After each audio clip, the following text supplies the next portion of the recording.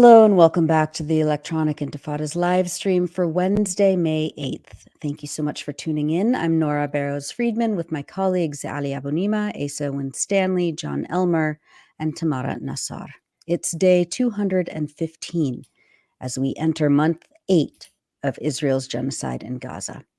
We have another packed show for you today, including a discussion with a neonatal intensive care specialist who just returned from working in Gaza hospitals, and a staff attorney with Palestine Legal will help us understand how student activists are fighting repression and state violence on their campuses, along with a student at Sheffield University in the UK who is helping lead a mass encampment on her campus.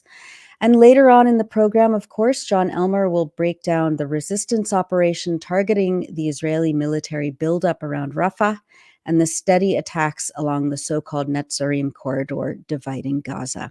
We're also trying to connect to our contributor, Abubaker Abed, live from Gaza. But first, some of the news over the last several days in Gaza, focusing on Rafah in the south. Israeli forces heavily bombed areas across the entire Gaza Strip over the last week in Nuseirat, Gaza City, and Rafah. The army ordered evacuation of neighborhoods in the eastern part of the city toward the Al-Mawasi sand dunes at the coast, which has already been overcrowded with displaced people lacking access to basic services. Early Tuesday morning, at least 30 Palestinians were killed in Israeli bombings, most of them in Rafah. Later in the day, Israeli artillery fire hit the headquarters of the local government in Rafah, according to Al Jazeera. Also on Tuesday, Israeli forces bombed tents belonging to displaced Palestinians.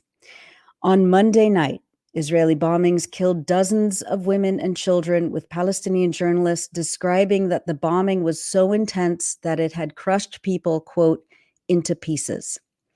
On Sunday night, Israeli forces bombed the home of the 𝐓𝐡𝐞 family in Rafah.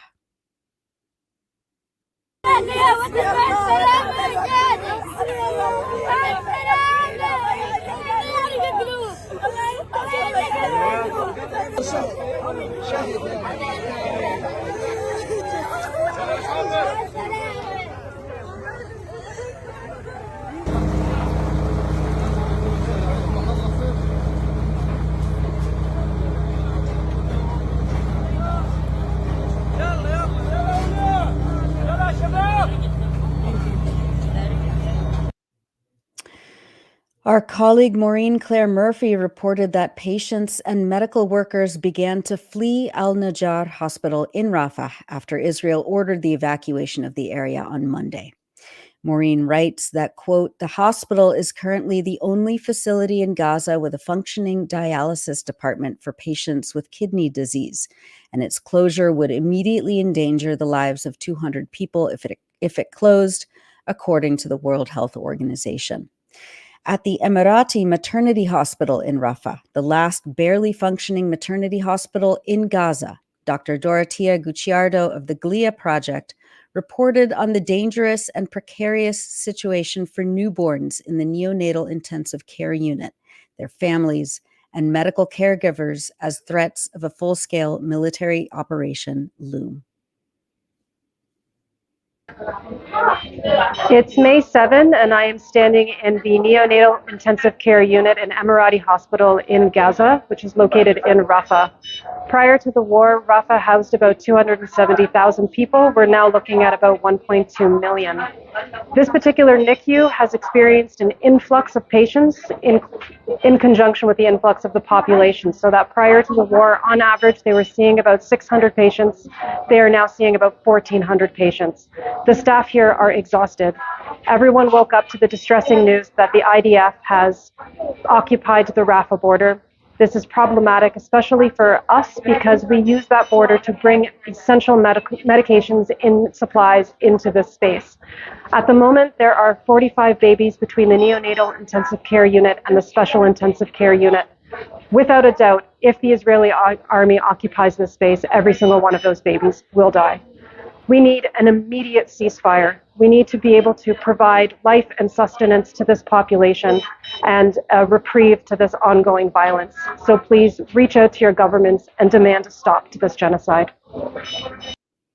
That was Dr. Dorotea Gucciardo of the GLIA Project reporting from the Emirati Maternity Hospital in Rafah yesterday. We'll have more on the situation for mothers and babies in Gaza and at the specific hospital after the news. More than 1 million Palestinians have fled to Rafah after being repeatedly displaced from other areas. Some of those areas, including the neighborhoods that Israel ordered evacuated on Monday, had previously been declared safe zones by the military, Maureen Claire Murphy writes. She adds that, quote, Israel shut down nearby Kerem Shalom, the main commercial crossing into Gaza, on Monday, after 4 Israeli soldiers were killed in a rocket attack nearby on the previous day. On Tuesday, Israel said it had seized, quote, operational control of the Rafah border crossing with Egypt, effectively shutting down the only route for Palestinians to exit and for medical teams to enter. Richard Brennan, Regional Emergency Director for the Eastern Mediterranean for the World Health Organization, said that the impact of the Rafah crossing being shut by Israel, quote, makes a disastrous, catastrophic situation far worse. Today, he said, we were expecting to evacuate 140 critically ill patients, but now that lifeline is closed off to patients. Video footage of an Israeli tank shooting and storming its way into the Palestinian side of the Rafah crossing, deliberately destroying the iconic I Love Gaza sign, circulated on social media on Tuesday.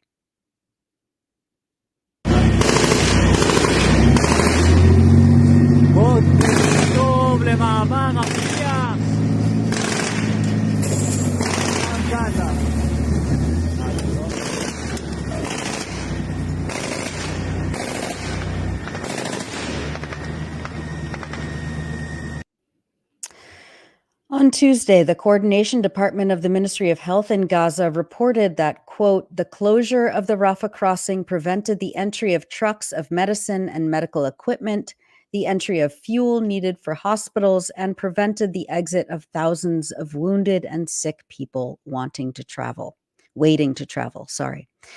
Maureen Claire Murphy writes that, quote, less than 15 hours after dropping leaflets with evacuation orders giving families no time to leave, Israeli warplanes intensively bombed Rafah. Israel called on international organizations to leave the areas where the military is operating. UNRWA, the UN Agency for Palestine Refugees, said that it will not be leaving those areas and that the question is whether the agency will be able to continue to deliver assistance if the Rafah and Kerem Shalom crossings remain closed. On Tuesday, Hind Khurari reported for Al Jazeera on the impact of the evacuation orders. Can you imagine people in Rafah were displaced for more than 9 times? They were first displaced from the northern area, then to the central area, then to Khan Yunis, then to Rafah, and now they have been subjected to be displaced another time. But what's different now is there is no place. It's packed, it's crowded, and people do not have any place to set up their tents. Hospitals are packed, UN facilities are packed, schools are packed. People do not know where to go. We have been seeing people searching for any slot in agriculture land, in empty lands, and now they are setting up their tents on the beach, on the shore and on the coastline, because this is the only empty place they would find. People are insecure. There is constant fear, they're desperate, rage, anger. Some of the people we talk to are telling us that they prefer death other than keeping their children being displaced to an area to another. People are so desperate, they're so sad, they're so scared, and especially after all the news about Rafah crossing and Karim Abu Salim, they feel that the markets will be empty. They won't even have food to feed their kids again. So they're also fearing not only Israeli airstrikes, but also famine and hunger. And since the morning, prices increased where all of the products are times 2 of what they were yesterday. So the situation is a chaos. People do not know where to go. And again, no place is guaranteed as safe across the Gaza Strip. That was Hind Kurari reporting for Al Jazeera yesterday. The aid charity Oxfam excoriated Israel's plans for a Rafah invasion. On Tuesday, the charity's Middle East and North Africa regional director, Sally Abi Khalil, said, quote, "We are horrified by Israel's order to evacuate around 100,000 people and what appears to be an impending invasion of Rafah, despite a universal plea from world leaders urging it to stop its continued barbaric onslaught. The fear in Rafah is palpable as people who have already been forced to flee across Gaza multiple times must now move again," she said. With Israel now blocking aid, fuel, or goods from entering the two critical crossings of Rafah and Kerem Shalom, humanitarian efforts to save lives will be even more difficult. Abi Khalil said that, quote, "For over 6 months, Israel has deliberately and systematically targeted civilians and aid workers, including in clearly marked safe zones and evacuation routes. Any claims it now makes that civilians can be safely evacuated have lost credibility. Al-Mawasi area, a so-called humanitarian safe zone where people have been told to flee, has already been targeted twice.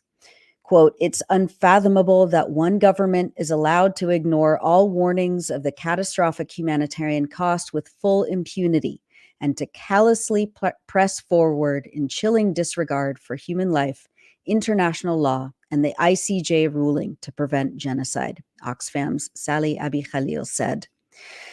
Meanwhile, the Tel Aviv newspaper Haaretz reported yesterday that Israel and Egypt agreed that, quote, "a private American security company will assume management of the crossing after the Israeli army concludes its operation," which they also claimed would be limited. Haaretz added that private negotiations have been underway with the company, which was not named, but which, quote, "specializes in assisting armies and governments around the world engaged in military conflicts." Quote, "The company has operated in several African and Middle Eastern countries, guarding strategic sites like oil fields, airports, army bases, and sensitive border crossings. It employs veterans of elite U.S. Army units." However, as our friend Justin Podor at the Anti-Empire Project says, for any of this to happen, Israel, of course, would have to win the war first. Yesterday, at the U.S. State Department press briefing, spokesperson Matt Miller said he was, quote, "not aware of the plans of a private U.S. company operating at the Rafah crossing," reported by Haaretz, quote, "at all." National Security Council spokesman John Kirby also denied any knowledge of the plan. Senior Hamas member Osama Hamdan said that Palestinians would not respond to military pressure or threats and would not accept any occupying force at the Rafah crossing. The Popular Front for the Liberation of Palestine also said that, quote, "any presence of non-Palestinian parties at the Rafah crossing, we will deal with it as an occupation force, and it will be a legitimate target for resistance." Maureen Claire Murphy reports that meanwhile, quote, "the heads of 3 prominent Palestinian human rights groups, Al-Haq, Al-Mizan, and the Palestinian Center for Human Rights, called on third states to urgently intervene to stop a massacre in Rafah on the scale of Srebrenica. Thousands of men and boys were killed in that town when Bosnian Serb forces overran a UN safe zone in 1995. An international tribunal declared that massacre to be a genocide. For much more on the situation in Rafah over the last few days, including details on the ongoing ceasefire proposals, the latest of which Israel has rejected in favor of continuing its genocidal attacks on Gaza, read Maureen Claire Murphy's latest reports. Hamas agrees on Gaza truce as Israel vows to move into Rafah, and warning of Srebrenica in Gaza as Israel seizes Rafah crossing on electronicintifada.net. And we'll discuss the latest on the ceasefire proposals later on in this broadcast. Over the weekend, the Israeli government shut down the offices and operations of the Al Jazeera network, weeks after Israel's parliament passed a law allowing the temporary closure of foreign broadcasters considered to be a threat to national security during the months-long war in Gaza. Israeli police raided the network's offices in Jerusalem, withdrew press accreditations, and banned media service providers from transmitting their broadcasts. The network condemned the Israeli government's decision to close its operations in Israel as a, quote, criminal act, and warned that the country's suppression of the free press, quote, stands in contravention of international and humanitarian law. In a statement, Al Jazeera said that, quote, Israel's ongoing suppression of the free press, seen as an effort to conceal its actions in the Gaza Strip, stands in contravention of international and humanitarian law. Israel's direct targeting and killing of journalists, arrests, intimidation, and threats will not deter Al Jazeera from its commitment to cover, while more than 140 Palestinian journalists have been killed since the beginning of the war on Gaza. Al Jazeera's Imran Khan delivered this pre-recorded final report from occupied East Jerusalem on Sunday.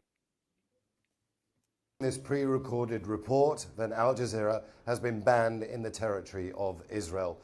On April the 1st, the Knesset, the Israeli parliament, passed a law that allowed the Prime Minister to ban Al Jazeera. He's now enacted that law. Let me just take you through some of the definitions within the law. They've banned our website, including anything that has the option of entering or accessing the website, even passwords that are needed, whether they're paid or not, and whether it's stored on Israeli servers or outside of Israel. The website is now inaccessible. They're also banning any device used for providing content. That includes my mobile phone. If I use that to do any kind of news gathering, then the Israelis can simply confiscate it. Our internet access provider, the guy that simply hosts al-Jazeera.net, is also in danger of being fined if they host the website. The Al Jazeera TV channel completely banned. Transmission by any kind of content provider is also banned, and holding offices or operating them in the territory of Israel by the channel. Also, once again, any devices used to provide content for the channel can be taken away by the Israelis. It's a wide-ranging ban. We don't know how long it will be in place for, but it does cover this territory of the State of Israel. Imran Khan, Al Jazeera, occupied East Jerusalem. And we'll have more on Israel's ban of Al Jazeera during Jon Elmer's segment later on in the broadcast. And finally, we wanted to bring you some images and videos from journalists in Gaza who are not just relentlessly documenting the unspeakable atrocities, but also making sure to highlight the resilience, the joy, and the determination of the Palestinian people. In Deir Balah in central Gaza, dancers performed the traditional debka for children at a school that has been turned into a shelter for displaced families.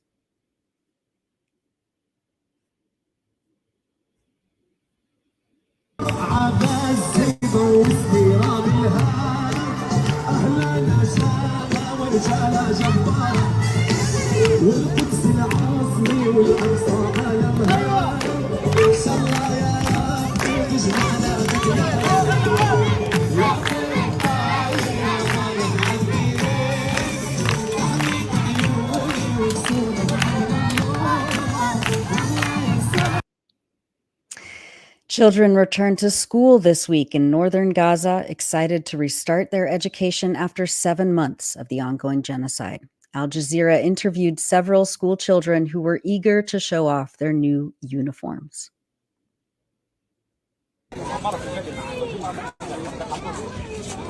وين رايحين يا عمو؟ ايش لابسين هيك؟ في احتفال هنا في الأقصى حكوا لنا نلبس تبع المدرسة. وصف ايش انت؟ سابع. وانت بصف ايه؟ خامس. وانت يا عمو؟ سادس. وقديش انتم مش لابسين هذا المريول تبع المدرسة؟ قبل الحال. وشو بدكم تتعلموا؟ لغة عربية. شو كمان؟ بدنا نرجع لأيام زمان ونقرأ. محمد الخضر الله يرضى عليه بده يقرينا. وين انتوا هكذا بالمستشفى في مكان للقرايه؟ عملنا خيمة. انا بدي اساعد. طيب في معلمات وفي في محمد ومحمد الخضري. نشكر محمد الخضري اللي خلانا نرجع لايام زمان. طب وفي معاكم كتب ودفاتر؟ قلنا جيبوا كتاب ودفتر. احنا جبنا من عندنا كتاب ودفتر. طيب تتعلموا وترجع لأيام زمان. That was from Al Jazeera.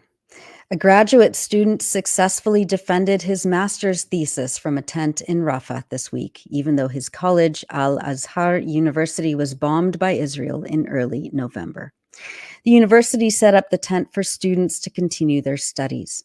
Tamer Abu Musa, whose thesis was titled Psychological Immunity as a Mediating Variable Between Psychological Stressors and Achievement Motivation Among Educational Counselors in the Southern Governorates of Palestine, reportedly said that he plans to continue a PhD in education. In March, we reported on children in the Gaza Strip who were bearing the brunt of Israel's starvation policy as collective punishment, and told you about Fadi Zent, the 6-year-old boy with cystic fibrosis whose parents and doctors were unable to address his serious medical needs due to Israel's blockade and engineered hunger crisis. He was acutely malnourished and suffering from pneumonia when he was evacuated by medical teams working with the Palestine Children's Relief Fund and the World Health Organization.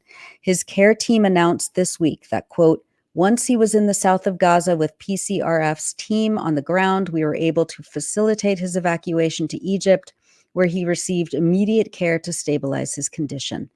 Fadi is now in New York with his mother, where he is finally receiving the comprehensive treatment he desperately needs. Here is Fadi now, looking very healthy. And children in Gaza this week wrote and printed up messages of solidarity with the students across the US and Canada who have risen up to demand that this genocide end and that their universities divest from corporations that profit from Israel's crimes. And that's it for the news roundup. As always, go to electronicintifada.net for much more, especially to read our new features by our brave writers in Gaza. And you're watching and listening to the Electronic Intifada live stream. I'm Nora Barrows-Friedman with Ali Abunimah. Coming up, we'll have a discussion with Sabiya Ahamed of Palestine Legal and Shahd al-Hadid, a student at Sheffield University in the UK, to talk about the ongoing student encampments in the US, the UK, and around the world.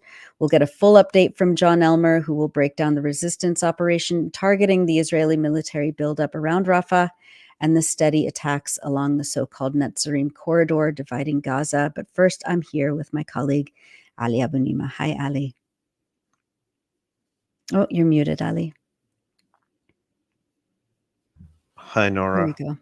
Thank you for that unbelievably comprehensive roundup. Yeah, you're welcome. It's always really hard to put together and decide what goes in. And it's hard to watch. Yeah. It's hard to watch. Yeah, absolutely. Well, I wanted to see if we have our contributor Abubaker Abed live from Gaza. It's been pretty difficult getting the connection to be stable. Abubaker, are you there? Can you hear us? Hello? There you are. Hello? Fantastic. Hi. Hi. How are you? I probably fine. Yeah, I'm fine. Alhamdulillah. I'm fine. Everything is fine. Alhamdulillah. Alhamdulillah. Seeing you makes everything better. Yeah, absolutely. That's what I can say. That's right. Thank you so much.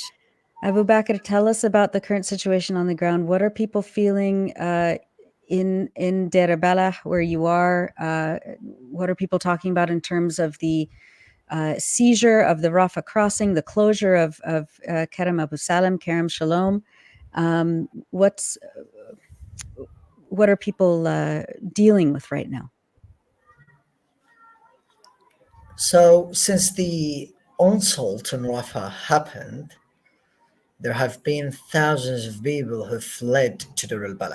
Unfortunately, it is the same thing that we are telling people all the time, but unfortunately, there is no real action to stop this. Deir al-Balah, a few kilometers square, is now accommodating more numbers, and in fact, it really accommodates more than 500,000 people there. So more people getting into Deir al-Balah, this means more tragedies and more panic to those people, because unfortunately that what I've been seeing around my area, because Deir al-Balah is a place where I live, It's just that people can't find a single meter square to build their tent.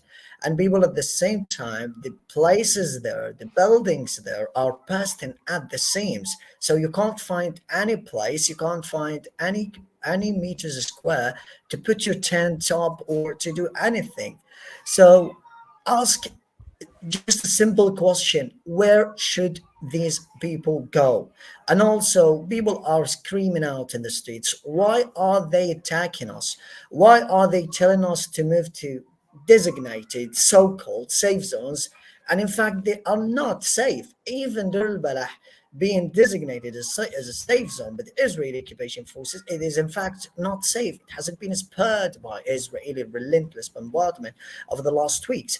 You already know that the northern and the southern parts of Deir al-Balah have been heavily attacked over the course of the last few weeks, especially the last 2 weeks, whereas the wider area in the northern part, I kept updating you about that. It has been literally every single day hit at least 10 times. Residential buildings there were reduced to rubble, a lot of people were killed, and at the same time, the injuries and the casualties that reached Al-Aqsa Martyrs Hospital were absolutely horrific. So people got a lifeline, some hope that this would end when Hamas agreed to the initial talks or the proposal mediated by Qatar and Egypt.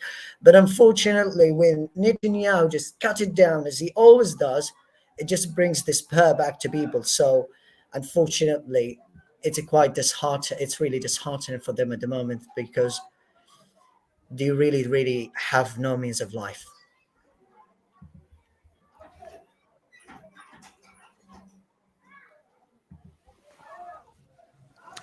Abubaker, talk about, the other day on Monday, people were so briefly hopeful when there was news that Hamas accepted the ceasefire. Those hopes were dashed pretty quickly, unfortunately. We still have hope. We still pray that a ceasefire will come, and we haven't given up that hope. But just talk about what it's like for people there to be hearing this kind of news and then to be disappointed that way. Do they follow the news closely? Yes, they did. Yes, they absolutely are doing that most of the time, because as I'm telling you all the time, as I told you all the time, it is just enough on them. It is just too much on them. What they have been enduring over the last 7 months now, we have marked the 7 months of the war since it started back in October. Unfortunate to say that,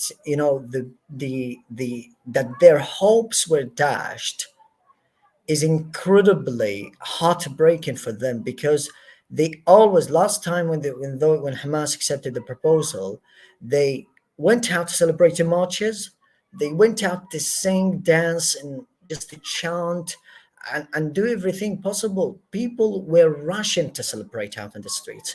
People were too hopeful that this would really bring this war to an end. But unfortunately, yes, the same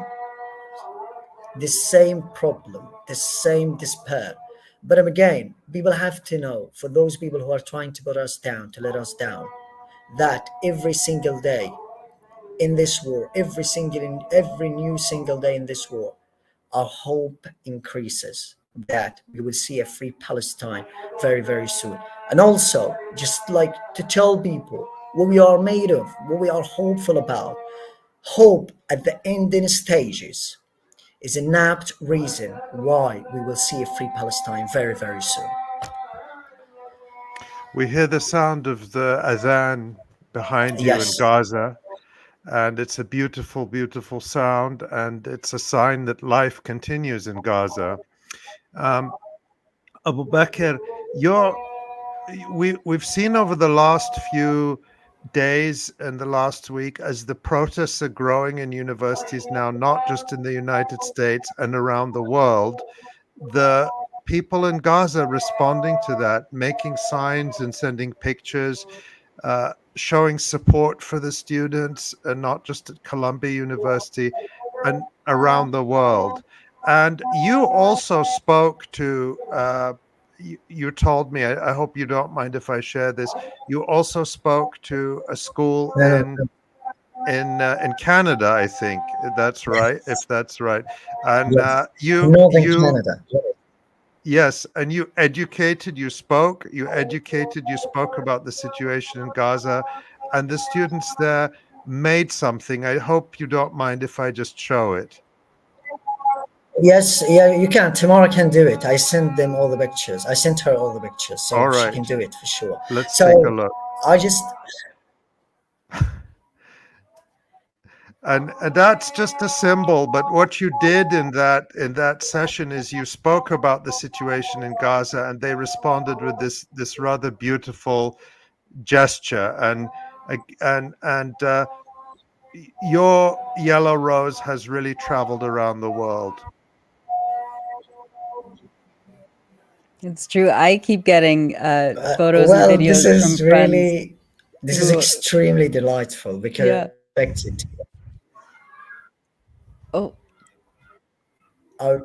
I just can't hear you. I'm sorry. Oh, no, it's okay. Go ahead. I was just saying, I keep getting photos and videos from friends who are sending me, like yellow roses from all over the place as well. Like your. Can you hear me? Yes, we can. Can you hear us?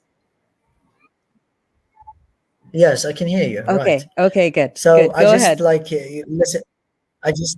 I just heard Dr. Ali's question, and yes, as I'm telling you, I was extremely delighted and honored to be invited by a school in Northern Canada to give its students a lesson about hope and a lesson about my yellow roses. In fact, the teacher felt that his students were hopeless and they couldn't deal with such trauma, with their feelings. They can't process their feelings. So he invited me, telling me, Abubakar, we are desperate to have you here and just to teach my students about hope, about the yellow roses and everything.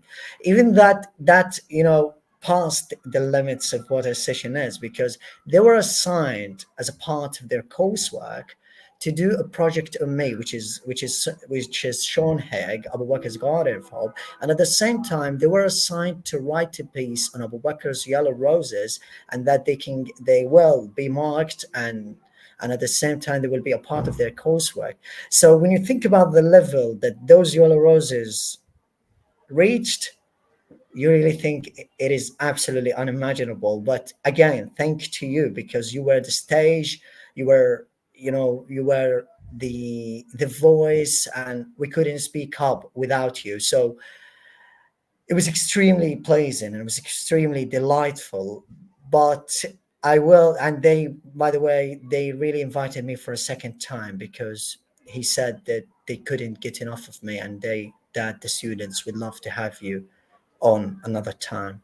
So it's incredible, just like this. It is wonderful, and we've received many messages for you.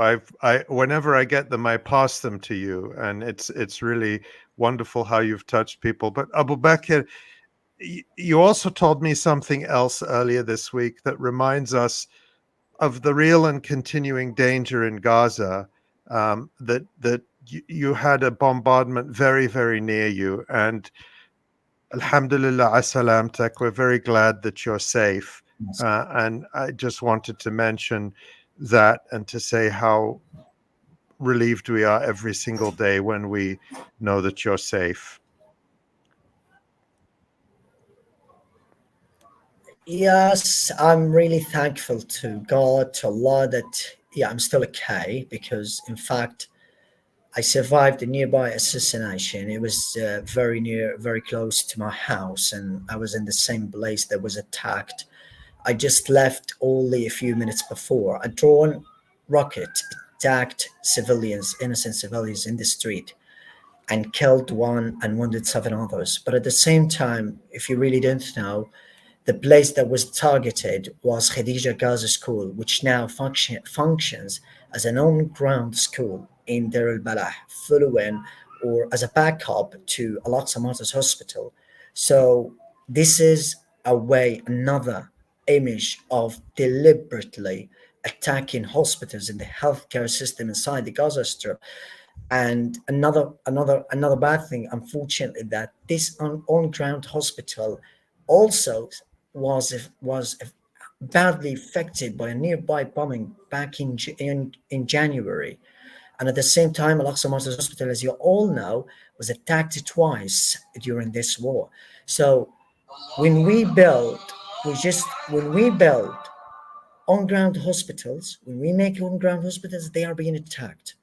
If these doctors keep doing their part at hospitals, at official hospitals, they are also being attacked. So where should doctors do their job? It is absolutely insane that you're attacking them every time.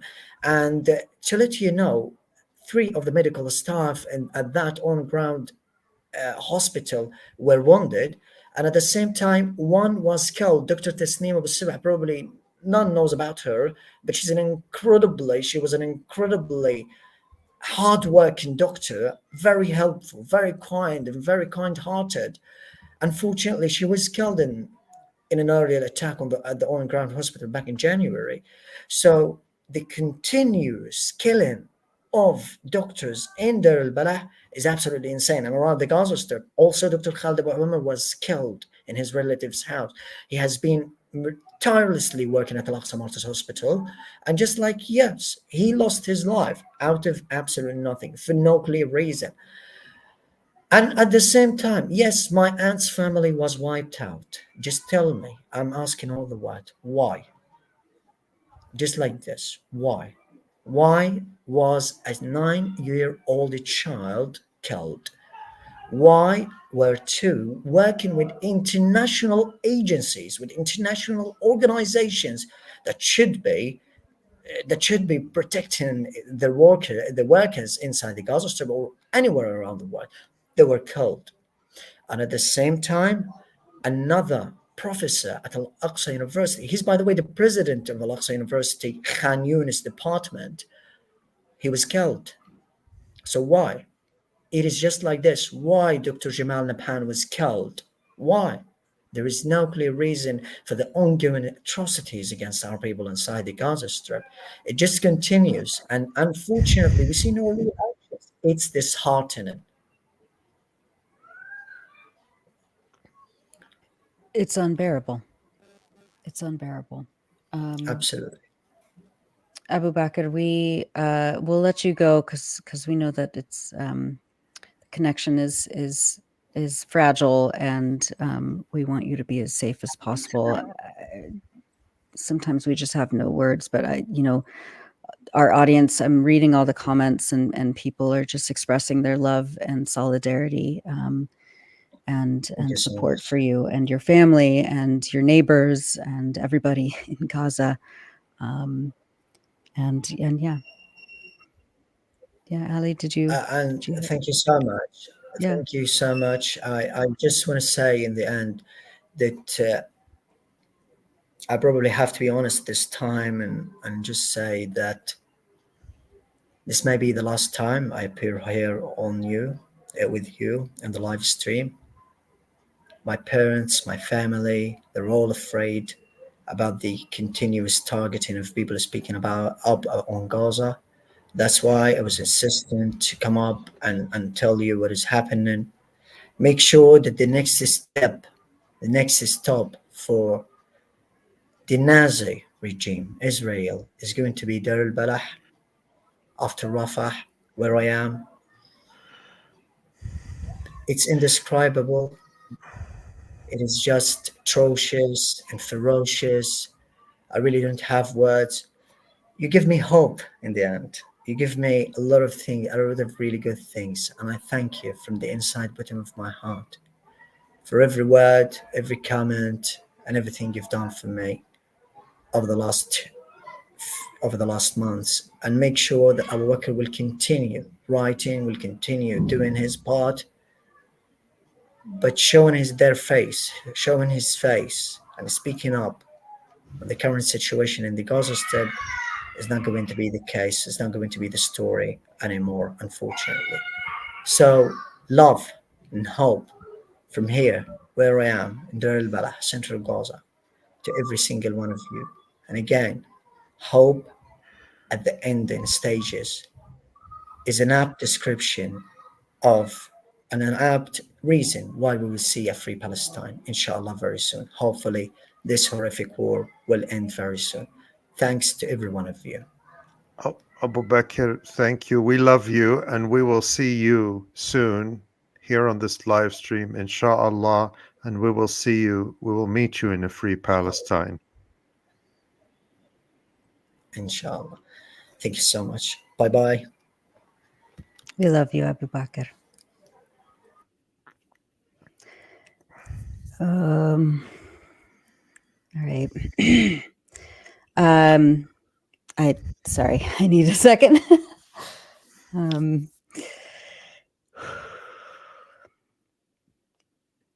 Okay. You are watching and listening to the Electronic Intifada Podcast. I'm Nora Barrows-Friedman with Ali Abunimah. We're now joined by Adel Elsharkawy, a Canadian physician based in Calgary, Alberta. He's a pediatrician by training, specializing in newborn critical care medicine, neonatology. He was in Gaza until just last week with a group of delegates from the 𝐄𝐥𝐿 Project, a Canadian medical aid organization helping distribute open source medical equipment and supplies for vulnerable populations all over the world. Dr. Elsharkawy was in Rafah, working on site at the only functioning neonatal unit in Gaza, the Emirati Maternity Hospital. Dr. Adel, thank you so much for being with us today on the Electronic Intifada live stream. Thank you. Assalamu alaikum, everybody. Thank you very much, Nora, and thank you, Ali, for inviting me for this podcast. Alaikum assalam. Thank you, Dr. Adel. Thank you. So if you could talk a little bit about your 2 weeks on the medical delegation, specifically your work at the Emirati Maternity Hospital. You're a neonatologist.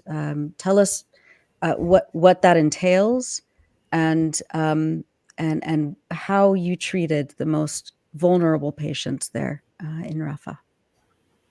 Okay, sure. Thank you very much for the introduction. Actually, we get a call like there is a desperate need for neonatologists in Gaza, in Rafah. Just to describe a little bit about neonatal care, which is a care for newborn babies who have been born either early preterm baby or baby who has been born sick for any medical or surgical condition. These babies need special unit to be treated with and need specialization, special care, different from general pediatric ward or pediatric emergency hospital. So before that war, there was couple or few of neonatal units. Some of them are very big and very advanced. Actually, I was surprised how much advancement in that unit, including Al-Shifa and Nasser Hospital, where they have very advanced neonatal care. Actually, they offer a great job, state of art, like any advanced neonatal unit in close to what we are practicing here in Canada or North America. Just to mention that Al-Shifa neonatal unit have been destroyed completely. We have some photos of how the devastation and destruction of the neonatal unit were in ICU, a place which no way can accommodate adult or patient other than just newborn baby. And the equipment is very specific to treat newborn babies. So Al-Shifa Hospital completely destroyed, including the neonatal unit. Nasser Hospital as well, neonatal unit have been destroyed. And what I have been told that whatever have been survived from the bombarding the hospital have been smashed and hammered by hand before they leave out. So all the equipment have gone to zero. Just to make the picture a little bit more clear, that I live in Calgary, where it's around 1.4 million population with very advanced antenatal care. This means care given to the mom. We have 126 neonatal bed in that city, which is 1.4 million. Expectantly, all of Gaza population is around 2.4 million. So what is left after this is only the Emirati NICU. The Emirati NICU used to have around 12 babies in average before the war. So this is their maximum capacity. There is a couple of NICU where they can transfer the more sick babies to that. Once this war happened and all the other hospitals either destroyed or ordered to be evacuated, all the patients have been to be moved or evacuated. Some of them have been transported over the border to Egypt, around 30 babies. But the minute the power have been cut in Al-Shifa hospital, some babies have been died. And rest of babies, some of them have been rushed to the Emirati hospital where the capacity have been increased from 11, 12 baby. It reached to a maximum to around 73 baby in that small place. So you can imagine how the care could be. Of course, there is a lot of mortality. A lot of babies have been died because there is no place. At this time, early in the war, it was very cold, and many babies have been reached to hospital either dead, they are very cold, or during transport or after that. So this is just the landscape. So for now, the only functioning neonatal unit is the Emirati neonatal unit. It accommodate around 40 to 45 babies in average. I never have seen a healthcare provider that dedicated that the team I have met all over my life. I cannot imagine how the people themselves are displaced, they living in tent, their families in threat, they are in threat to be bombed themselves, and still every day they come to work, they are dedicated to offer the best health care to the babies. I cannot imagine that. Nurses come from tent, from praxis, at the end of the city, maybe riding cart or walking, and work for 24 hours. And they are very willing to offer the best care they can. They are willing to learn new things. They are willing to implement the best care they can ever do. So the people there, the physician, nurses, worker, cleaning, janitors, everybody is really like beyond any description. They are real heroes. They don't receive salary, by the way. Every 50 days, they receive partial salary just to maybe be able to survive. So this is just the background of how we can imagine how the dire situation is. When we went there, of course, we find, that the NICU is very, very busy.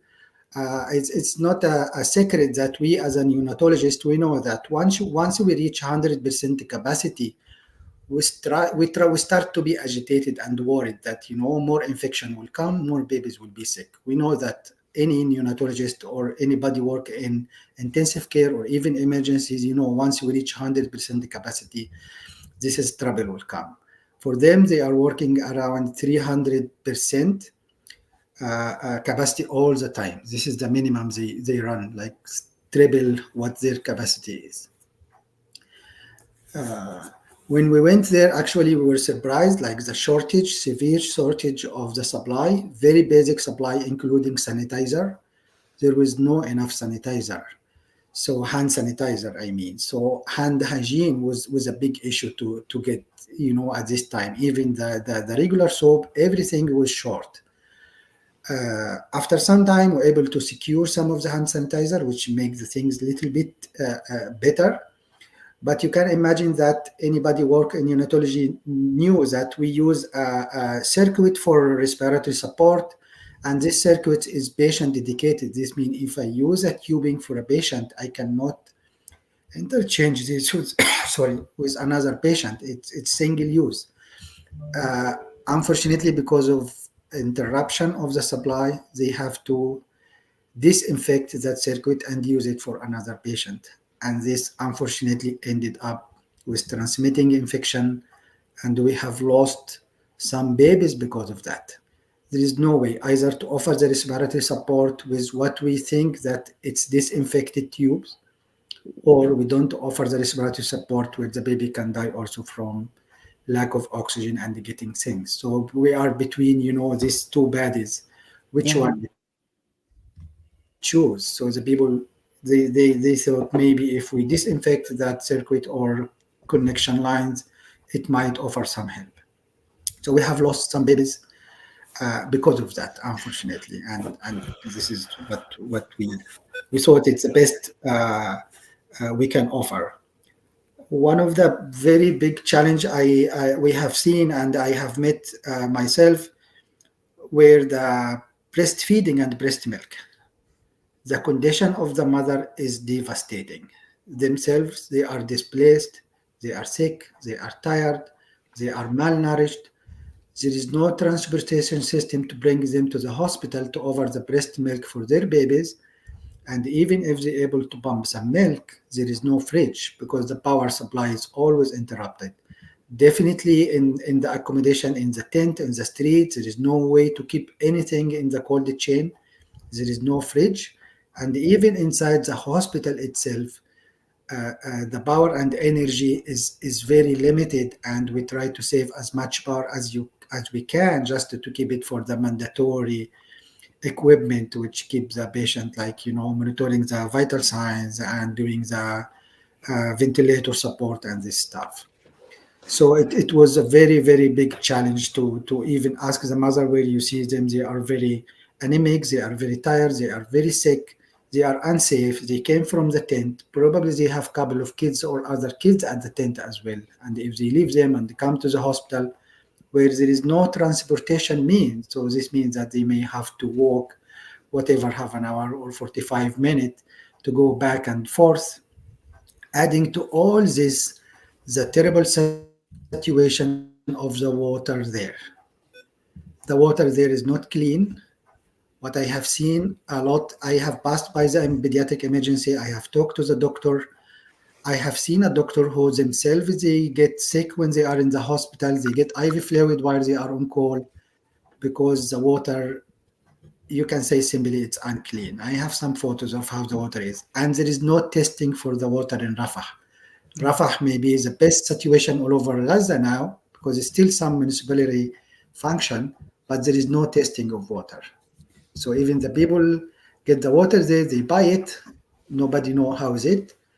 What I get from some physicians that probably there is around 800,000 cases of hepatitis A already have been in Gaza, all over Gaza. I have met a lot of doctors who, most of them, they said, yes, I know my kids get hepatitis A and they recovered.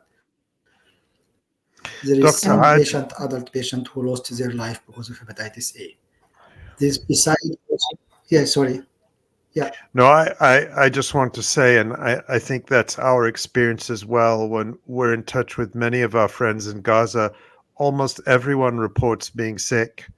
And one can only imagine having to cope with the hardships of life in this situation. And on top of that, to have, severe gastrointestinal illness, to have hepatitis, to have, it sounds like an impossible, just a completely unbearable and impossible situation.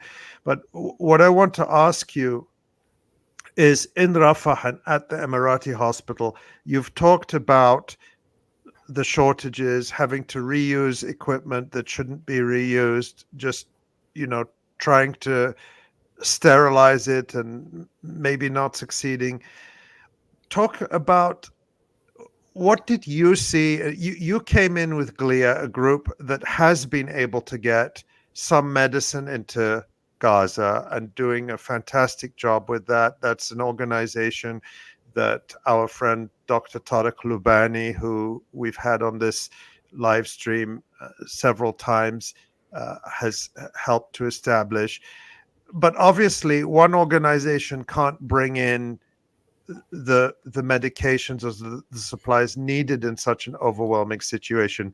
What did you see in terms of any aid coming in, any medical aid coming in?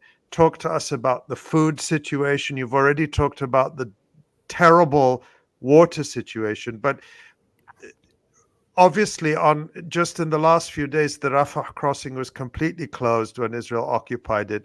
But in the time you were there, which was just before that, you were there until just the beginning of this month. What did you see in terms of aid and supplies coming into Gaza? Okay, thank you, Ali. So I think that's a great opportunity to highlight what Tariq is doing, and I think Tariq and Dorothea, they are doing a great job. They dedicate themselves to certain areas and certain department, which actually we are hoping that we made some difference, and we hope the difference will continue. Of course, the last hit to the border and the crossing equipment, it pushed us back. Before we go, we tried to do some homework, and we're in contact with the NICU staff, including the head of the NICU there, Dr. Salama, and his team. So we get to some extent some sense of what is the deficiency. It's not a secret that, when we get there, we have almost 40 suitcases of equipment dedicated to between emergency and the NICU. Many of them including certain types of formula, milk formula, special formula for sick babies. We included some equipment and supply, which we figured out this could be needed.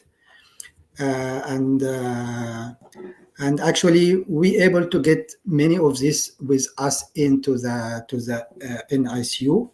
Obviously, it did help in significant, I guess, contribution to that.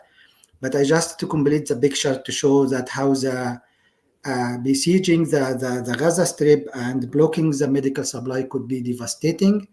I think anybody work with the NICU or neonatology or sick babies may understand what I'm talking about. That you imagine that the whole Emirati hospital, there is no blood gas machine. The blood gas machine is very important to assess babies and patient condition while they are in the mechanical ventilation or breathing machine. Without this, it's very hard actually to manage this patient. So there is no functioning blood gas machine because the kits which run the machine it run out, and there is no continuous supply. There is no way to get this in. So this is one of the things Tariq was working on. We were surprised also, checking some of the blood tests, like the electrolyte in the blood, like the sodium, potassium, calcium. All this was almost not available in the lab there, and we are in the process to offer this to the hospital and to the NICU as well.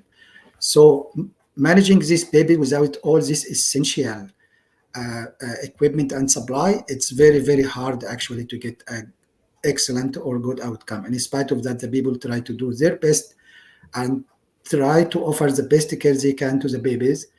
But this is how the situation where you return maybe 50 years back in medical care. Yeah. Where actually the equipment was there, but there is interruption of the cartridge or the kits which run the blood test. So the lab is there, but they can't do anything about it. So this is a simple example. We have an issue with the laryngoscope, where actually Tariq able to secure. We have some issue with the nasogastric tube, where we're able to feed the tiny baby through the tube because they cannot feed by themselves. The only available there was not suitable tubes. It was thick and hard, and it's very difficult to keep it in the nose or the mouth of the baby for long. So the nurses have to beat it each time they give the baby feed. They have to beat the tube in and out, which is not the standard practice. So GLIA have tried hard to get this, secure this. Actually, there is supposed to be in May 13, some supply should get in. Out of this, we get, actual deficiencies because I was there. So I able to figure out exactly what was needed, and we're able to get that stuff. The stuff is there and supposed to get in May 13. We don't know how this will go. Oh. So this is because of this. I have seen cases where babies who are marasmic, severely malnourished because they cannot feed, they cannot tolerate the formula which are available there. Some special formula were able to secure some special formula with us, but not enough amount to cover all the babies there. So I have seen a baby who was like, severely marasmic, severely malnourished because of equipment or formula deficiencies. And this is something very easy to offer. It is not something, it is not a high tech or anything. It's available everywhere. They just need to cross the border and they get to the NICU. And people there know how to use it. And they are very willing and eager to help and do whatever they can to help that babies. Dr. Adel, we only have a couple of minutes left, but I wanted to ask you two things. One is, as you returned back to Canada and returned back to, your work as a neonatologist with all the, standard modern equipment at your disposal, what is maybe the one patient or the one family who really sticks with you, who you met and treated and cared for during your time in Gaza? And the second question is in terms of the support from people around the world, how can people get in touch with GLIA, support the work of the doctors and this open source medical supply technology? Yeah, thank you. So in the very question, actually, there is a few patients where I have been in contact with. Some of them were actually a patient where in a situation called meconium aspiration, and this is without the resources we have here in Canada. Sometimes it's very hard to manage this patient, and actually we're able with some little bit courageous maneuver, we're able to manage this patient very well, and the outcome was very good. And we figured out just very small equipment, if we offer to the people there, it can make a big difference in the outcome. Something called high flow nasal cannula, which is a bridging between invasive ventilation and non-invasive ventilation. And we thought this is, if we can get few of this machine there, it will be a good help for babies to recover from their respiratory illnesses. We can imagine with poor neonatal care, the health condition of the mom, the spread out of infection, all this stuff put these babies at very high risk. And the minimum invasive things we do to this baby, probably this will be better to help them to recover their illnesses. So we are talking about this, getting this, supply, but hopefully the things will open again and we're able to get our stuff in. I think what I see from GLIA, actually, they are the amount of dedication and sacrifice they do, and the focus they have. What I like about GLIA, they are very focused and they really believe in equal care, which is very good. So what I see from GLIA, whatever I do for my patient here, I'm supposed to do for the patient there. And I get that. And I think this is what they deserve. Mm-hmm. So this is very unique about GLIA. So everything we try to do to the standard. And if things go in different ways, this is a different story. But we're like almost to the obsession that we need to get to that standard. And the good thing is that the people, what I see from the people there, they are ready. They are almost there. It's just few things, but I think just the block, which is make things very, very difficult. Yeah. Dr. Adel Elsharkawy, you are a neonatologist, just returned from the Gaza Strip as part of a medical delegation with the GLIA project. Dr. Adel, thank you so much for joining us today on the Electronic Intifada live stream. And we'd love to have you on again to help make sense of this medical humanitarian catastrophe, especially for children. Yeah. Thank you. Thank you for all the work. My pleasure, and I hope to go back soon. I will see. Yeah. Thank you so much, Dr. Adel. Please stay safe. And you are watching and listening to the Electronic Intifada live stream. I'm Nora Barrows-Friedman with Ali Abunimah. We're now delighted to be joined by Sabiya Ahamed, a staff attorney at Palestine Legal. and Shahd al-Hadid, a student at Sheffield University in the UK. Shahd is a member of the Sheffield Campus Coalition for Palestine, which is leading a mass encampment in solidarity with the Palestinian people and in protest against allegations of their university's complicity in Israeli apartheid and the ongoing bombardment of Gaza. Sabiya and Shahd, thank you so much for being with us today. Thank you for having me. Sabiya, let's start off with you. You are a staff attorney with Palestine Legal. You've been helping support students and members of faculty, especially on the East Coast in New York, who are trying to organize themselves to fight back against state violence and repression by their university administrations. What's been your response to the level of violence being directed at student protesters around the country by police forces, university administrations, and Zionist groups? And how are students' civil rights being impacted from your perspective? Yeah. I think, as you said, Nora, what we're seeing is just brutal repression against peaceful student protest. We're seeing a very violent response from the state apparatus, including university administrations who are also joining in on that. They're calling in law enforcement. We're seeing this at, for example, UT Austin, where state troopers were called in. We're seeing threats to mobilize the National Guard. This happened at Columbia a few weeks ago, where they threatened to do that.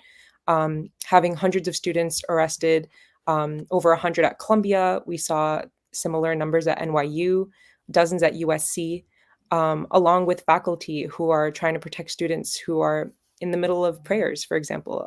So, faculty are also being arrested along with students. And we saw that happen at several schools, at Emory, at Dartmouth, et cetera. Mm-hmm.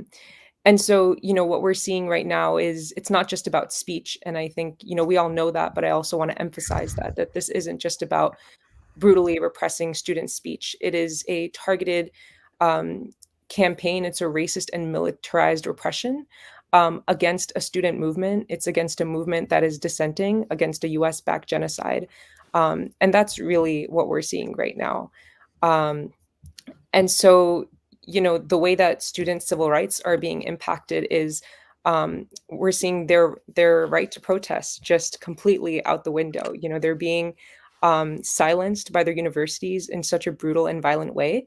And these are peaceful protests. I feel like I don't even have to emphasize that we've seen what's going on at these encampments. We're seeing the group prayer, the student libraries, and all these sorts of events that are happening on these campuses. And these are the kinds of things that schools are finding threatening or claiming are threatening. And so I would say, these are the ways that we're seeing students being repressed right now, and the unfortunate response from the universities. Yeah. Shahd, let's bring you on. You are a student at the University of Sheffield. Can you talk about the encampment that you've helped organize and how students are responding to the Anglo-American support of and co-authoring of Israel's genocide in Gaza?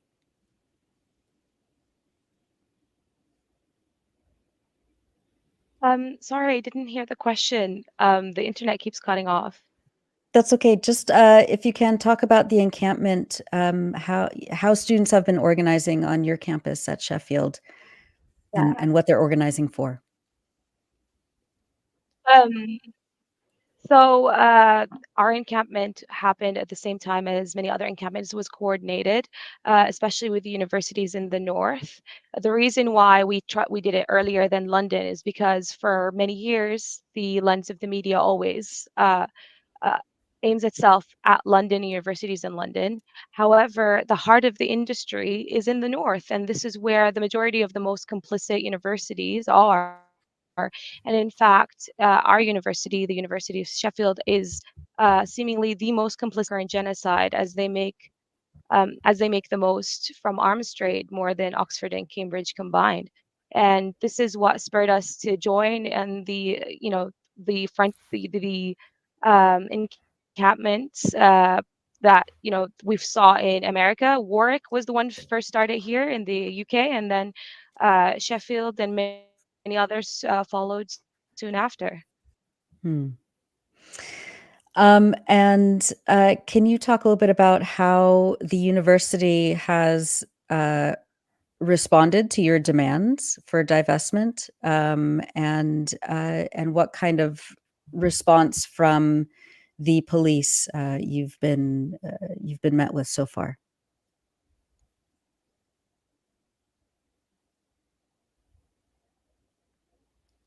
Oh, I think Shahid's connection is cutting in and out. Can you hear us, Shahid? Oh, you're muted now. Okay, well, we're trying to restore the connection with Shahid. Can you hear me? Oh, yes, now we Yeah. can hear you. Yes. We were just asking about the response from the university. Yeah, go ahead. Yeah, the student movement here at Sheffield has been trying to get the university to divest for many years. As far back as 2009, there has been several occupations, really lengthy ones here on campus, that were, pro-Palestinian divestment campaigns. But unfortunately, none of these have yielded, had not pushed the university into divesting, and at best led to just negotiations with student bodies. But now I think we have a capacity to apply more pressure, as this is a no, it's an international movement. This is a student intifada, and we can see that not only are we applying pressure on the instruments of the university and the administration, and we can see them cowering, but rather we're seeing the government response. For once, Rishi Sunak is going to be having a meeting with vice chancellors tomorrow at Downing Street. Gillian Keegan is asking for increased police activity on campus, and hilariously, they're saying that they wish to avoid the violent scenes we're witnessing in the U.S., and whatever they're doing is likely to cause an escalation that's going to replicate these same violent scenes. More policing is not going to resolve this, and we relent just because you threaten to add more police on campus. Shahid, I just want to show you this item that broke while we've been live, and get your reaction to it. And this is news from Ireland, from Trinity College Dublin, and this is in the Trinity News, and it says that Trinity has agreed to work towards total divestment from Israel in an unprecedented win for the BDS boycott, divestment and sanctions movement. And it says that following a meeting at 1 p.m. today, Trinity College Dublin Students' Union President Laszlo Molnafi, President-elect Jenny Maguire, BDS Chair Isabel Duffy, and Postgraduate Workers Organization announced to the camp that the college has agreed to work towards their demand. And it says that a task force will be formed to work towards the protesters' demands, including a complete divestment from Israeli institutions and the end of Trinity's partnerships with Israeli universities. And they're waiting for the university to put out more information about that before declaring the end to their encampment. This is extraordinary, and it reminds me of 30 years ago when the momentum started to build for the boycott and divestment from South Africa, which of course universities resisted then. I just want to ask you, has this news been spreading? What's your reaction to it and the reaction of those around you? I mean, I think this is brilliant, and this is exactly what we expect from is going to be a response from administrations of universities across the UK. However, it is important to remind that the universities that are here within this regional zone is going to be a much more difficult challenge as a result of how married the I think a significant portion of Sheffield's investments are in weapons manufacturing, and as a result, I'm glad, and I find it very like this is a good morale boost for us. But for the universities which are in the industrial zones of the UK, it's going to be, but that doesn't mean we're going to be relenting. If anything, I think that no university should stay standing if it needs to in order to not fall into bankruptcy. If I, I wanted to thank you so much, Shahd. I wanted to come back to Sabiya. The crackdown we've seen on campuses in the US, and this includes both private universities like Columbia and the University of Chicago, among many others, but also public universities like the University of Arizona, UT Austin. It's just so blatant. It's like just such an extreme, blatant, open violation of First Amendment rights, the sacred right to freedom of speech, freedom of assembly, freedom of association in the United States. It seems to be, to me, unprecedented in our lifetimes. And we, as people involved in the issue of Palestine, are no strangers to violations of the First Amendment and censorship. What's your sense of that? And I also want to ask, what, from the perspective of Palestine Legal as a civil rights organization, how is there going to be accountability for this? Are we going to start to see lawsuits being filed? These violations are so egregious. Just talk to us about what is being done and what can be done to defend the students themselves and also to defend the right to protest. It just seems so extraordinary what we're seeing now. Yeah. I mean, I echo everything that you said, Ali. I think we are seeing just an unprecedented amount of censorship, violations of the First Amendment, violations of students' rights on these campuses. And, I can speak to a little bit about what Palestine Legal has been doing in response to this type of repression. So, what a lot of some of the things that we've been doing recently is helping students to file what's called a Title VI complaint with the Department of Education. So it's not under the First Amendment. What this is basically Title VI of the Civil Rights Act of 1964. And it basically says that universities that receive federal funding cannot discriminate against their own students, cannot allow a hostile environment against their students. And what's unique about this is that it's about schools that receive federal funding. So that can be a private school, public school. There's lots of private schools that receive this kind of funding. And so if they do, then they're subject to this law. So we've, at Columbia, we filed a Title VI complaint. We did this at Emory, at UMass Amherst, other schools. And in these complaints, what we're trying to do is tell the Department of Education there are some serious violations happening at these campuses. These students are being discriminated against by their own universities, and we give examples. So this is happening by we talked about the violent crackdown on these encampments. That's one example.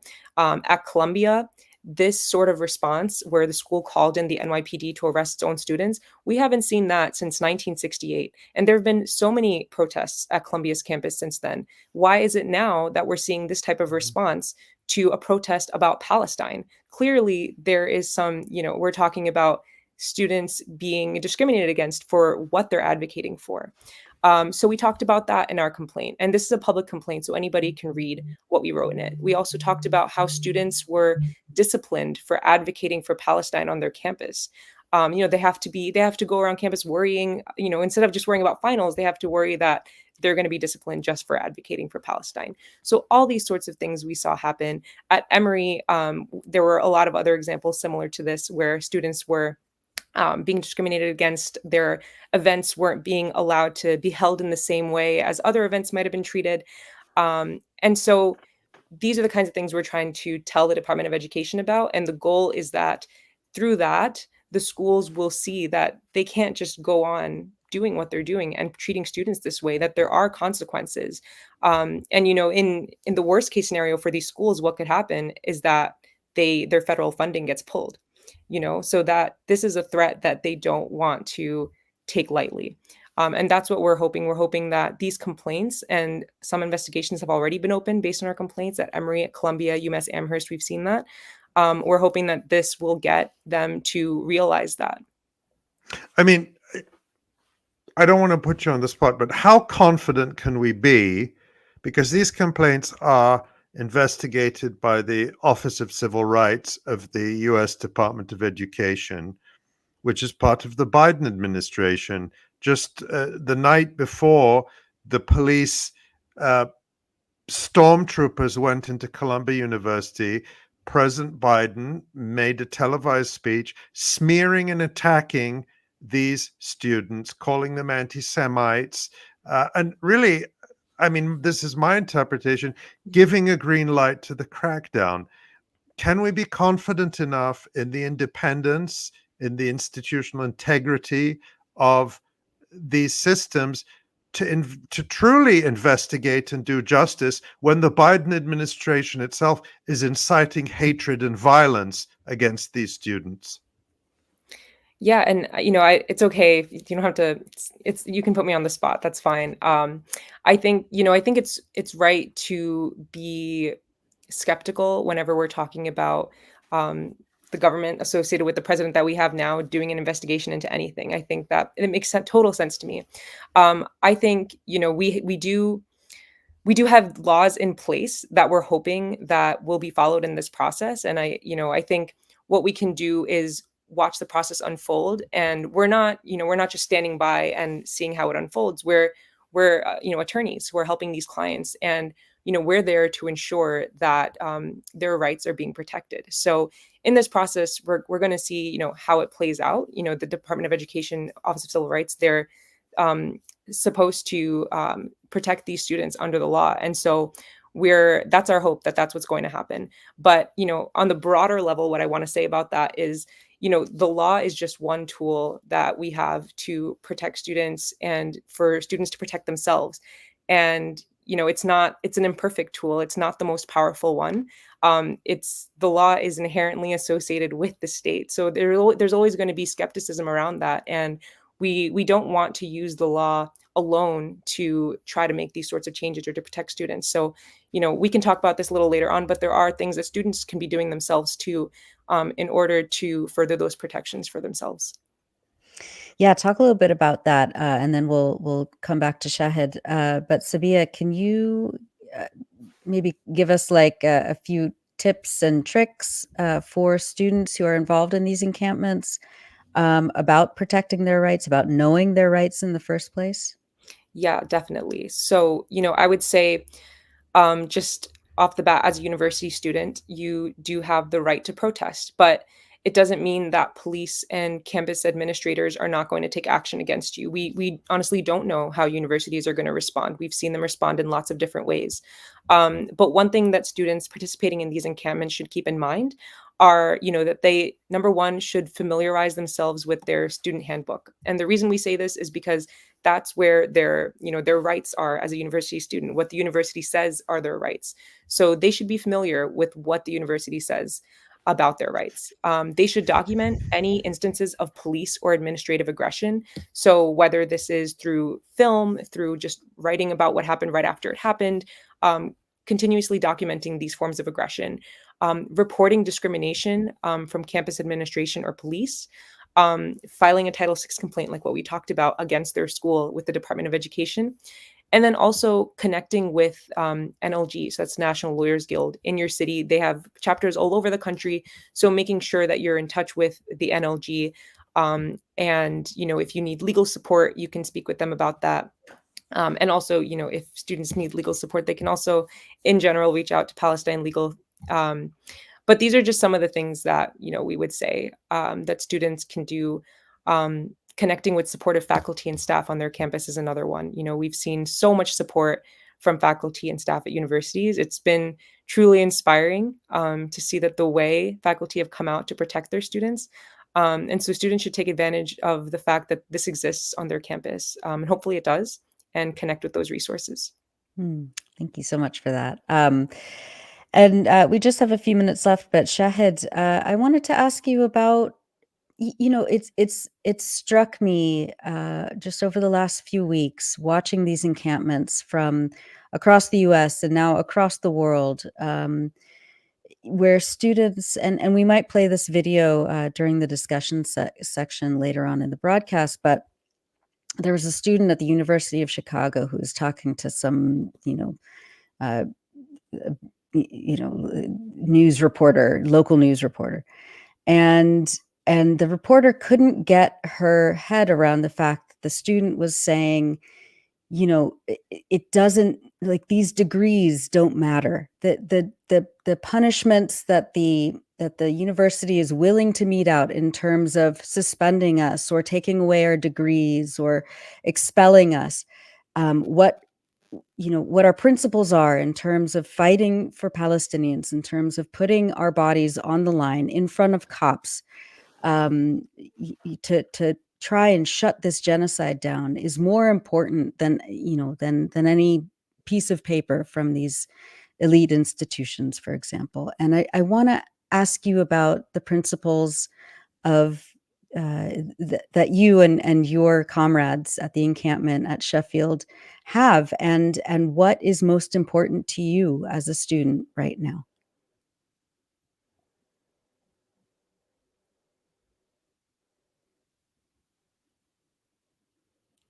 Shahd, can you hear us? I think there might be a delay. There might be a delay. Okay.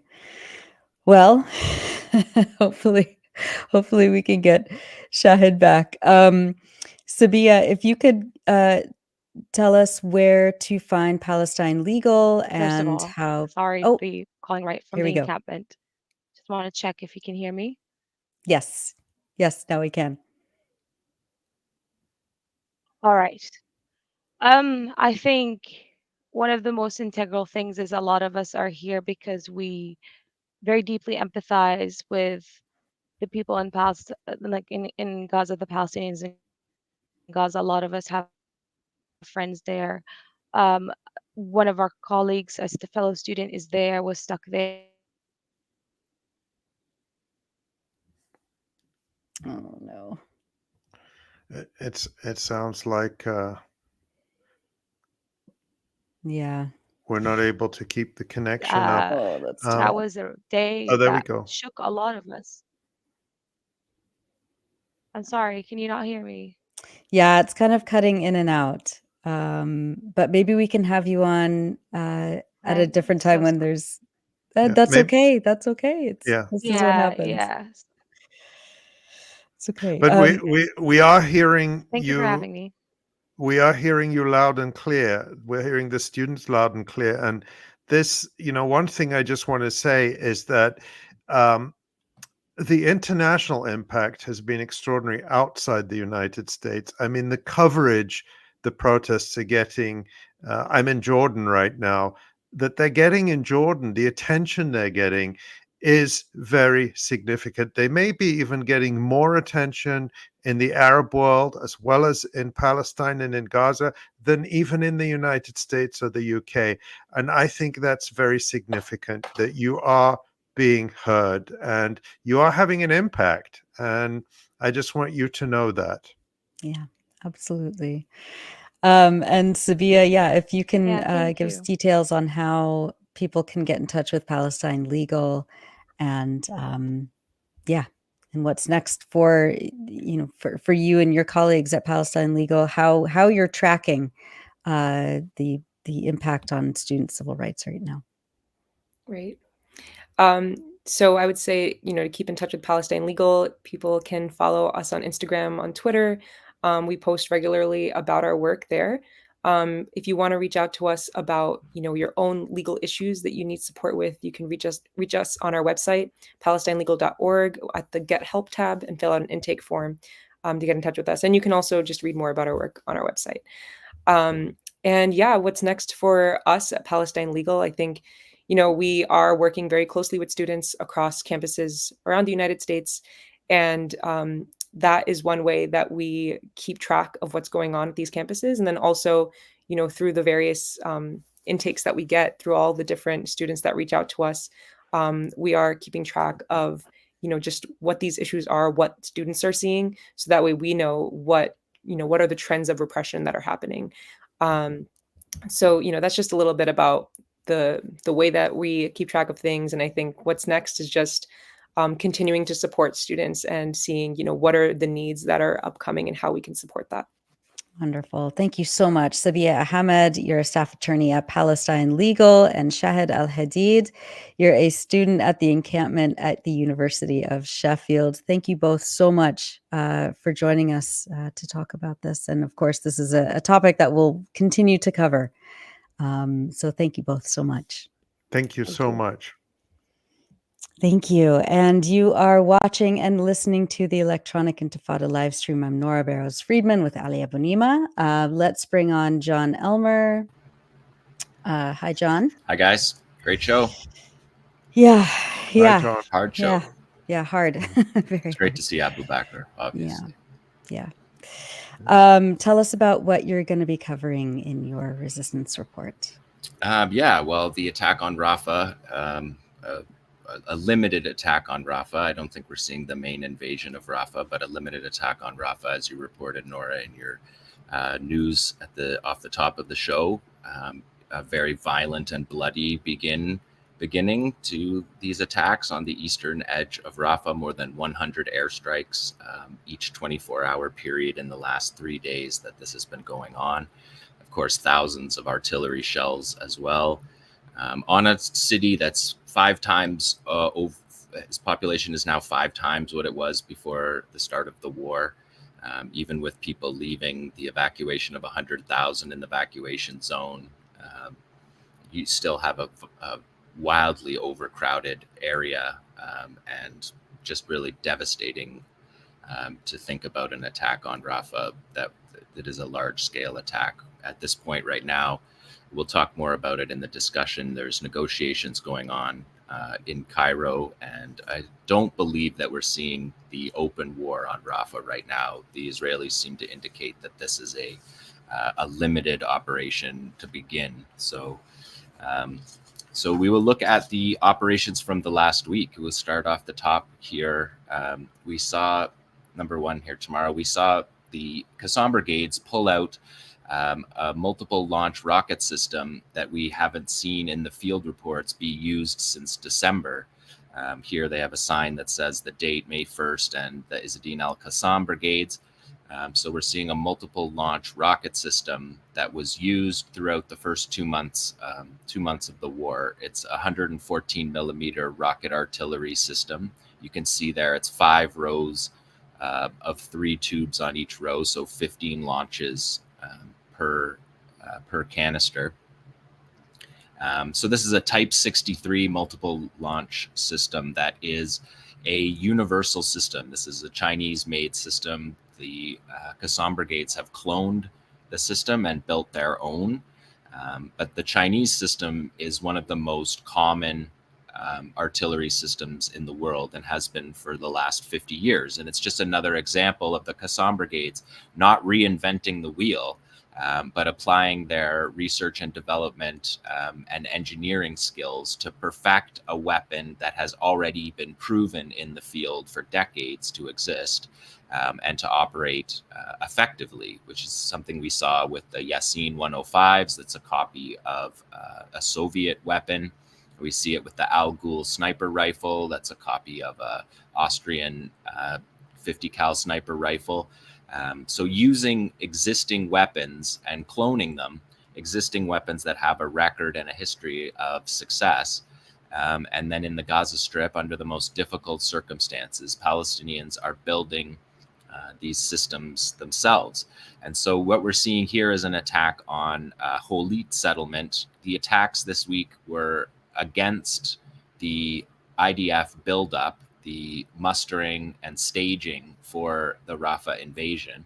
And that's just across the border from Kerem Shalom and Holit, the two settlements on the other side, the emptied settlements on the other side of the border of the Gaza fence. And we've been watching for this buildup. Well, let's go to number 2 here tomorrow. Because let me just talk a little bit more about the regime. So this system, it debuted on October the 7th. On the night of October 7th, we saw this video released by the Qassam brigades showing their multiple launch rocket unit systems here. And you can see there's dozens of them there. And on the side of you saw the verse scrawled on the side of the launcher. It's a Quranic verse that says, "When our command came, we turned the city upside down and rained down on it stones of baked clay." The regime, the term regime, is the term that they use in the West Bank for Palestinian kids who throw stones. So it's a rocket system with, again, Qassam always does this, linking their names to the struggle, embedding them in the struggle. And so you can see these weapons being used. They were used on October 7th, and it's the way in which on October 7th, the Palestinians were able to launch the unprecedented rocket attack that began the operation on October 7th. It was an unprecedented barrage of 5,000 rockets within minutes on Israel.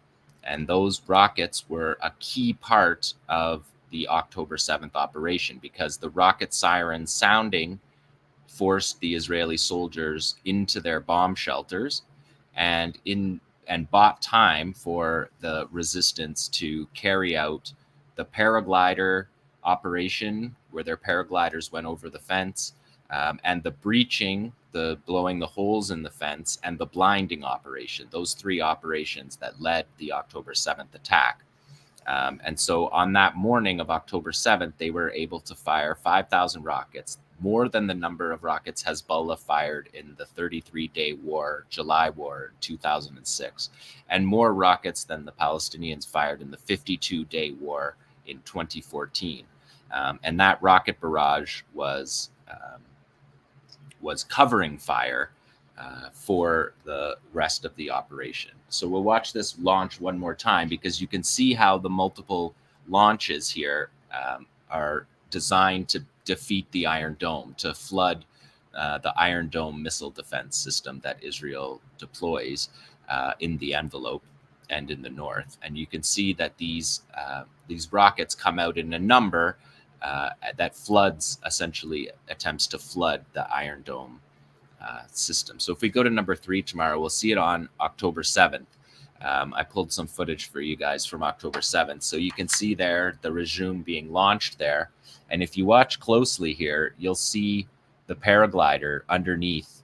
Qassam has pointed it out there with red circles. We're watching for people listening. Rocket fire going up through the clouds and paragliders flying underneath the rocket barrage. And so that gave covering fire for the paragliders to get inside Israel and to land near the base, the military base at Rahim, which was the base for the Gaza division that the Palestinian resistance collapsed within 45 minutes on October 7th. So you can see the paraglider flying through there. If we just roll it maybe one more time tomorrow, we'll show it again.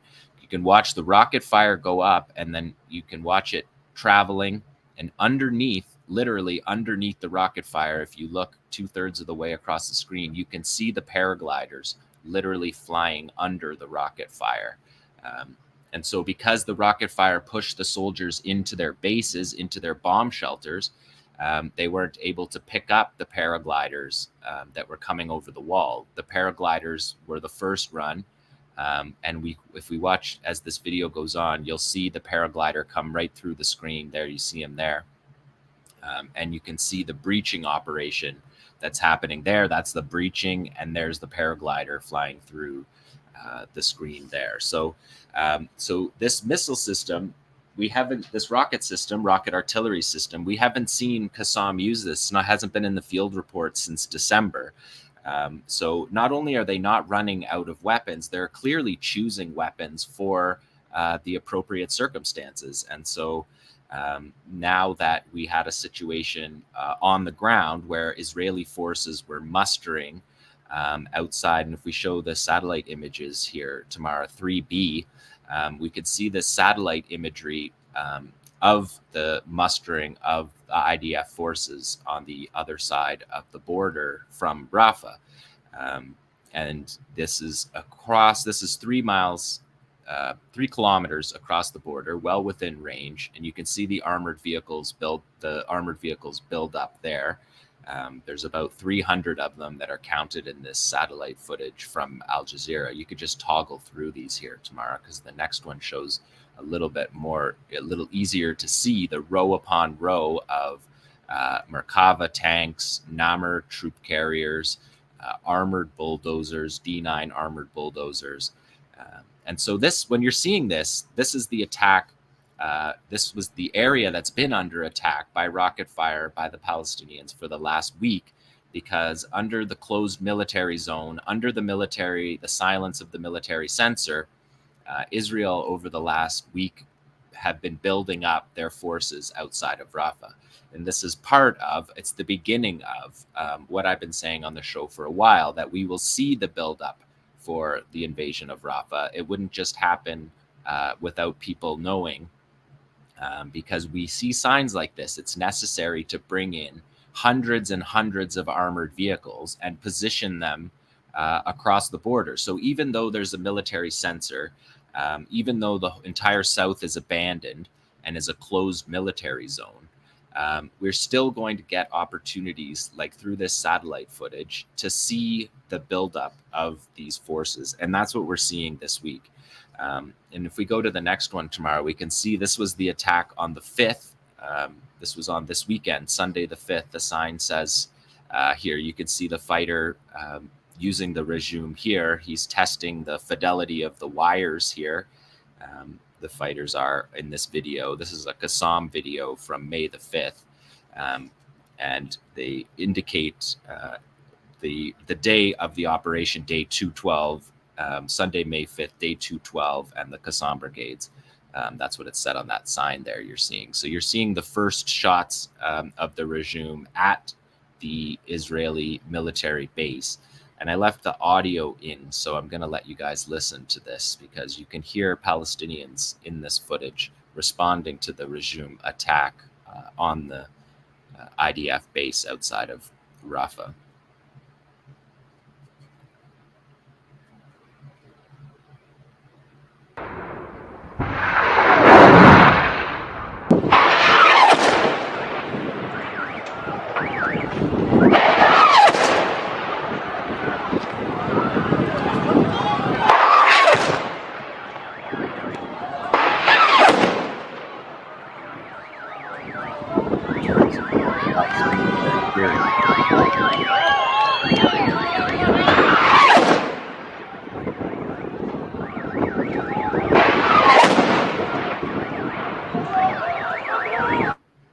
Incidentally, that's a car alarm you're hearing. That's not air raid sirens in Israel.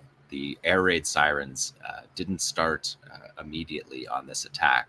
And so the soldiers began arriving this week at this base throughout this past week, and immediately started making TikTok videos, giving up their positions, Instagram live videos, doing what they've been doing all war.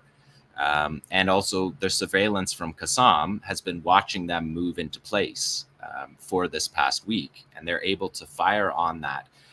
If we show it maybe one more time around tomorrow, we can see that there was 10 rockets fired out of this regime, 10 rockets fired, and the IDF claimed 14 casualties. They admitted to 14 casualties on this base. So 4 were killed, 3 seriously wounded out of the 14 casualties. So 14 casualties on 10 rockets, none intercepted by the Iron Dome in this particular instance. Again, you're seeing that sign say the date, day 212. Day 212 of the operation, day 190 of the ground war. And Palestinians are still able to use appropriate weapons and be precise with something like rocket artillery, which is not a precise weapon. It's an area weapon. It's an artillery shell that explodes in a blast radius that has tens of meters of a blast radius. And so it's an area weapon. The idea is you fire many of them. You can change the angle of the launcher, and you calculate the speed and the trajectory in order to aim. And the Palestinians were clearly able to, the Qassam brigades in this case, were clearly able to calibrate perfectly to hit this base. This is the buildup of 300 tanks that are on their way for the invasion of Rafah. It's part of it. If there's actually a full-scale invasion of Rafah, they're going to need more vehicles and more troops than we're seeing right now. But like Israel said, this is a limited incursion right now to the eastern edge of Rafah, so possibly that's enough troops for that. So let's show number 5 tomorrow. This is what it looked like from the Israeli side. So this is the base. You can hear the air raid sirens, and you can see. Sorry about that. Sorry about this telegram stamp across this video. It's unfortunate that they do this, but in any case, you're seeing D9 armored bulldozers. You're seeing dozens of them. You could hear the alarm going off in this video, and you can see the soldiers hiding behind their vehicles right here. You can see the depth of. There's another strike there that you can hear. So there's another strike. So they're able to hit repeatedly. That's the third one, and there's still no air raid siren. No air raid siren, no Iron Dome response to these missiles over this base. And just gives you a real sense. There was another one that you heard. Just a real sense of how close these artillery shots, and now you hear the air raid sirens. So the air raid siren is coming at far too late for warning of their troops. So a lot of this vaunted air defense system. There's another one. There's another one landing. He's going to hide behind his bulldozer here. And if we show the next one too tomorrow, we can see in number 6, you could see the shell land. These soldiers are having fun, bringing drinks over to their card table. And now they see the first rocket come in. You see it land there on the base, on the tent of the base. Qassam identified that as the command tent. It's unclear if that is true. The casualties that the Israelis admitted to, the 4 dead soldiers were young soldiers. It didn't appear to be in soldiers from that command tent. But these soldiers immediately are doing this. This video is from the IDF. These are their soldiers making Instagram live videos, just messing around, giving up their positions, giving up the detail of how their vehicles are parked. Qassam has other intelligence assets and ways of getting knowledge of how the vehicles are, right? They have drone and surveillance, reconnaissance of this area. And so it really, according to, in the Israeli media, they were saying that they left these soldiers as sitting ducks because they had been there for a week and a half and hadn't entered Rafah yet. And so it gave the resistance time to calibrate their fire. And you can see that we're watching for people listening. You can see that artillery shell hit the IDF tent on this makeshift base. And this is where they muster, they stage, and then they enter Rafah from this position. So, and it's a closed military zone, so no reporters are in there, no civilians are in there, able to see the buildup. So Qassam saw the buildup of the invasion of Rafah before anybody else did. We had heard that the generals, the division commanders, there's 2 divisions there, that the 2 division commanders had their briefing notes and that they had been briefed on the operation, that it could begin any day. But that was a week ago, and we hadn't heard anything in the week in between until Sunday, when we saw that footage from Qassam. And then we saw the Israeli soldiers' footage showing how much of a buildup actually had been there. And so the combination of the Palestinians cheering, the Israelis giving up their position through TikTok videos, and the ability of the Qassam brigades to use weapons built in the Gaza Strip to attack are all three strong themes that we have been following, of course, throughout this entire war. So that's on the outskirts of Rafah. On the other side of the border, it's at Kerem Shalom. The BBC, the State Department, and the New York Times, they followed the Israelis saying that that was an attack on, that the attack with casualties was an attack on Kerem Shalom, on the aid crossing. But it's not. And we could see from those satellite footages that it was clearly not a target on the crossings, the aid crossings, that the Palestinians, for obvious reasons, don't target the aid crossings. They target massive concentration of American, primarily American-built weaponry, and they hit it effectively. So that's the operations outside of Rafah. And of course, the main area that we've been following for a number of weeks now is the Netzarim corridor. And we're calling it the Netzarim corridor because that's the name of the settlement. That's the name that the Israelis called it at the time. And so the Palestinians call it Street 10, but when it's an occupier creating a highway for their troops to access the pier, we're going to go with the name of the settler because the Palestinians didn't choose this. So the name of Netzarim corridor is what we use to follow this. The Palestinians call it street number 10 if you're looking on maps, and the Israelis, I think, call it Highway 749. And so their troops have been stationed along this corridor. That's the only place inside Gaza that they have been for the last number of weeks.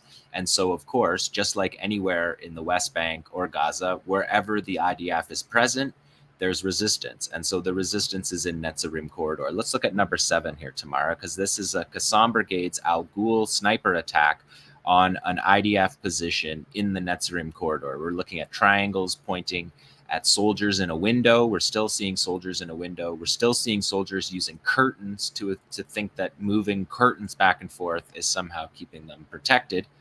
And we're watching a Qassam sniper team in Tel El-Hawa. This is south of Gaza City in the Tel El-Hawa neighborhood. And there we're watching another medical evacuation well within range, not being targeted. That's well within mortar range, well within sniper range. And again, we're not seeing the Qassam brigades target medical evacuations. We can loop this one, Tamara, not targeting medical evacuations. The most obvious example of that was during the Khan Yunis ambush a month ago, when we watched on film dozens of soldiers being evacuated from that attack. And we know Qassam was in position because we watched the ambush, but they didn't target the medical evacuation. So that is something we have also been following throughout this war. Let's go one more time through it too, Tamara, because the Al-Ghul operations always have so many details in them to notice. The way the fighter is set up, the way the Israelis are using this position as a base. You can clearly see the soldiers there. They're obviously a little more concerned than they used to be. They don't gather on the roof and stand around and talk anymore on the roof. And also, just to also note that this is once again a video that we have edited out the hit. We edited out the hit so that we can keep these videos and these shows on the air. But that soldier was hit, and that's his medical evacuation. And that is one of 50 Al-Ghul sniper attacks that have been carried out. There was also a Saraya al-Quds sniper attack this week east of Shujaiya. So we're seeing snipers, we're seeing rockets, because the forces aren't on the ground. The ground war aspect of this fight is currently on hold, and it's in the eastern edge of Rafah, just in the beginnings, just in the last 12 hours. Their IDF armor moved into the eastern, not even into the eastern, but moved forward into Gaza, and are stationed right now on the outer edge of the eastern edge of Rafah. And so this week's videos are focused on sniper attacks, rocket attacks, and these are mortar attacks. So let's look at number 8 here, Tamara. This is mortar attacks against the Netzarim corridor. These are excavators that are carrying out the operations. There's 2 operations happening on Netzarim corridor. The Israelis are attempting to build a permanent military base in that corridor. Because they're losing the war, they want to have a position inside Gaza to at least partition Gaza, because they're unable to hold territory in any other place. We're watching a heavy mortar being fired here. 𝐓𝐡𝐞 makes these mortars.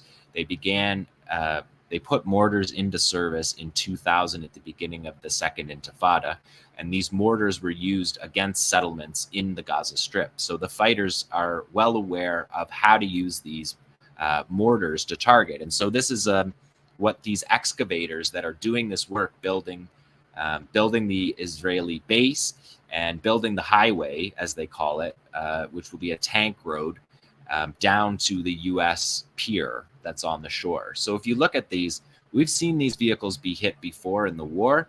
I wanted to show you guys what it looked like up close. It's kind of like a Mad Max vehicle. That the Israelis, the only country in the world that needs to have these kind of engineering equipment, this up-armored engineering equipment that they use most commonly in the West Bank to destroy houses. We saw them use it in Tulkarm over last weekend when they used a tactic that they call the pressure cooker, which basically means they destroy a house around a civilian home around the fighters that are inside. It's a pressure cooker only in the sense that they murder you by collapsing all of the walls around you one by one. They start with anti-tank rockets that they use on buildings, and then they use this excavator. I think there's another shot of the excavator too as well. Yeah, it's a massive, and you can see it up armored all the way across. And these are used for digging out the tunnels. They're used for digging out the tunnel entrances, which we've only seen them do 1 or 2 times to comprehensively dig it out. They've pretty much stopped the tunnel operations at all. But they're used for building the fortifications. They work with the D9 bulldozers, and these are Caterpillar excavators built in Peoria, Illinois. They are on the BDS, the Boycott, Divestment, and Sanctions list, of course, because this is an American company giving Israelis these kind of armored excavators that are used in house demolitions. And along this corridor, we can go to the next one tomorrow. Along this corridor, I'm going to show you this video here. This is showing you what we just saw. Now watch it again. Now that we know what those excavators look like, we can see the red triangles over the 2 Israeli soldiers, and you can see the excavator arms moving. That's a 120 millimeter mortar. That's a heavy mortar. It's called a bomb. The actual launcher is called the mortar. What's fired out of it is called a bomb. So that mortar bomb hits directly where it's supposed to. He follows it up with a second one that hits right in the exact same spot. And you can see the arms of the excavators stop working. It's unclear if there was casualties on this situation, but we're watching the rest of this video that 𝐓𝐡𝐞 released. This is a fighter saying, we're here, we're in the field. This is Izzadin al-Qassam brigades. We're attacking Israeli forces in the Netzarim corridor south of Gaza City. Telling it like it is. He's holding an 81 millimeter mortar. 𝐓𝐡𝐞 makes 3 types of mortars: 120 millimeters, 81 millimeters, and 82 millimeters and 61 millimeters. 120, 80, and 60 are the 3 sizes. And so these ones that are small in their hands are the 60 millimeter, and they work in teams, in units of at least 2, often one who will hold the camera, and then they'll rotate out. They fire a few shots, and then they leave the area because counter battery fire, the Israelis are tracking with radar, with drones, and are looking for these positions. We're watching 6 𝐓𝐡𝐞 mortar positions, 6 𝐓𝐡𝐞 mortar teams operating at targeting the same spot along the Netzarim corridor, not just firing randomly along the corridor. This is 6 units concentrated on a single target. And that comes from the surveillance, intelligence, reconnaissance, and surveillance. And you can see the fighter escape there. If we go to the next one tomorrow, we can just, I highlighted this because we haven't actually seen the mortar teams exit. But if you watch the way this guy exits, and if you ever saw those videos of the kids in Gaza who do parkour, he just so smoothly goes over that wall and exits. And of course, any return fire then, you might lose your mortar launcher, but watch him go over the fence here, yoink, and he's gone. So that was just, I wanted to show you that because we haven't actually seen the way that they exit these mortar scenes. But he's showing us that they exit the scene and leave behind the mortar and then go back and get it later when it's safer. And that's what, when you read in the field reports that the fighter returned to their base safely, that's what they're talking about there. These fighters are preserving their lives. These are not martyrdom missions. And these fighters have been doing this all throughout the war. And their skills of these mortar teams were demonstrated in that first clip that I showed you, that the shot landed exactly where it was supposed to, for an area weapon that has a radius of up to 30 meters of a kill zone. So the counter battery fire is what they're trying to get out of the way from, to get out of the way from the Israeli response. If we go to number 12, this is the Rahim 114 millimeter launcher. This is the first time they've shown us the 114 millimeter artillery shell, the rocket artillery. And so he's the fighter. This is a Qassam Brigade's video, another one. And this fighter is attaching the fuse on the front of this weapon. He's showing us how it's put together. You can clearly see that these are brand new. These are brand new 114 millimeter rounds. He's using his multimeter here to check the wires. This is a 3 launcher, possibly because it was destroyed. And they're using, you can launch these rockets without, you can launch these systems without the tubes. They're not as accurate without the tubes, but by weighing down on what you see, the bags weighing down on them, makes the launcher stable for the moment that the shell is launched out of it, that the rocket. This is you can see the fighter here using the controller, because what he's doing here is he's setting the timer on these rockets. We've seen this multiple times where the fighters say, we saw one from Sabiya al-Quds where they said at 9 p.m. tonight, we're going to launch rockets at Tel Aviv. So the Israelis know that they're coming. The Israelis watch the launch and then hit the launch site, and the fighters are long gone because they set. We'll just watch this one more time. The fighters are setting a timer on these rockets at any point in the day, going when it's safe, setting the timers. Although we took the audio out of this video, but you can hear the drone buzzing overhead in this video, as you can hear it in all of them. You heard it in Nora's news reports. From any journalists on the ground. It's constant drones overhead, the Hermes drones that Hezbollah's been downing in the north. But we can see there the rocket launchers are aimed at slightly different angles so that the Iron Dome can't pick the consistent trajectory. It has to recalibrate for each rocket. So that is a way of working around the Iron Dome system. And then we're going to watch, you'll see the controller here that's coming up. He's going to show you the controller that Qassam has built, the controller, and made many of these controllers. This is the first time we've seen this. You can see it connected to a battery there for the launch. And that device is where he's setting the time. You can see the Qassam Brigade's logo there. And then you saw that was in the middle of the day. This is clearly later on in the day when the rockets are launched. So it essentially gives the fighters almost like a superpower, because they can set the timer on these rockets and they can be long gone from the site where they're launched from, and carry on safely throughout the war. And those are significant developments. If we look at number 13, we're going to see 107 millimeter rocket. This is the more common rocket. This is a Chinese rocket artillery system, and Hezbollah and Qassam have both shown how to use this system with improvised launchers, and that has foiled the counter battery fire that's looking for the metal structure when it's tracking the fire. And so that was something that the Americans talked about in Iraq, because the Iraqis started using it in Iraq after Hezbollah used it in the 2006 war. Rather than having fixed launchers of metal that can be picked up on radar and with heat tracking, they fire off makeshift launchers from a riverbed using wooden tubes, using a staircase, using the railing of a staircase just to have it be stable.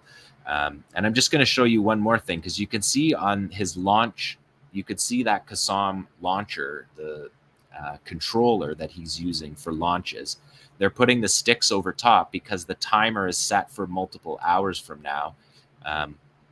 We can see his controller there, and after this rocket, so you can see his controller there. It says version 3, and it's a play on words. It's a play on the Arabic words for iron peace, but it's actually more of an enforcer of peace. So it's actually like iron peacemaker, or iron peace creator, or iron peace enforcer.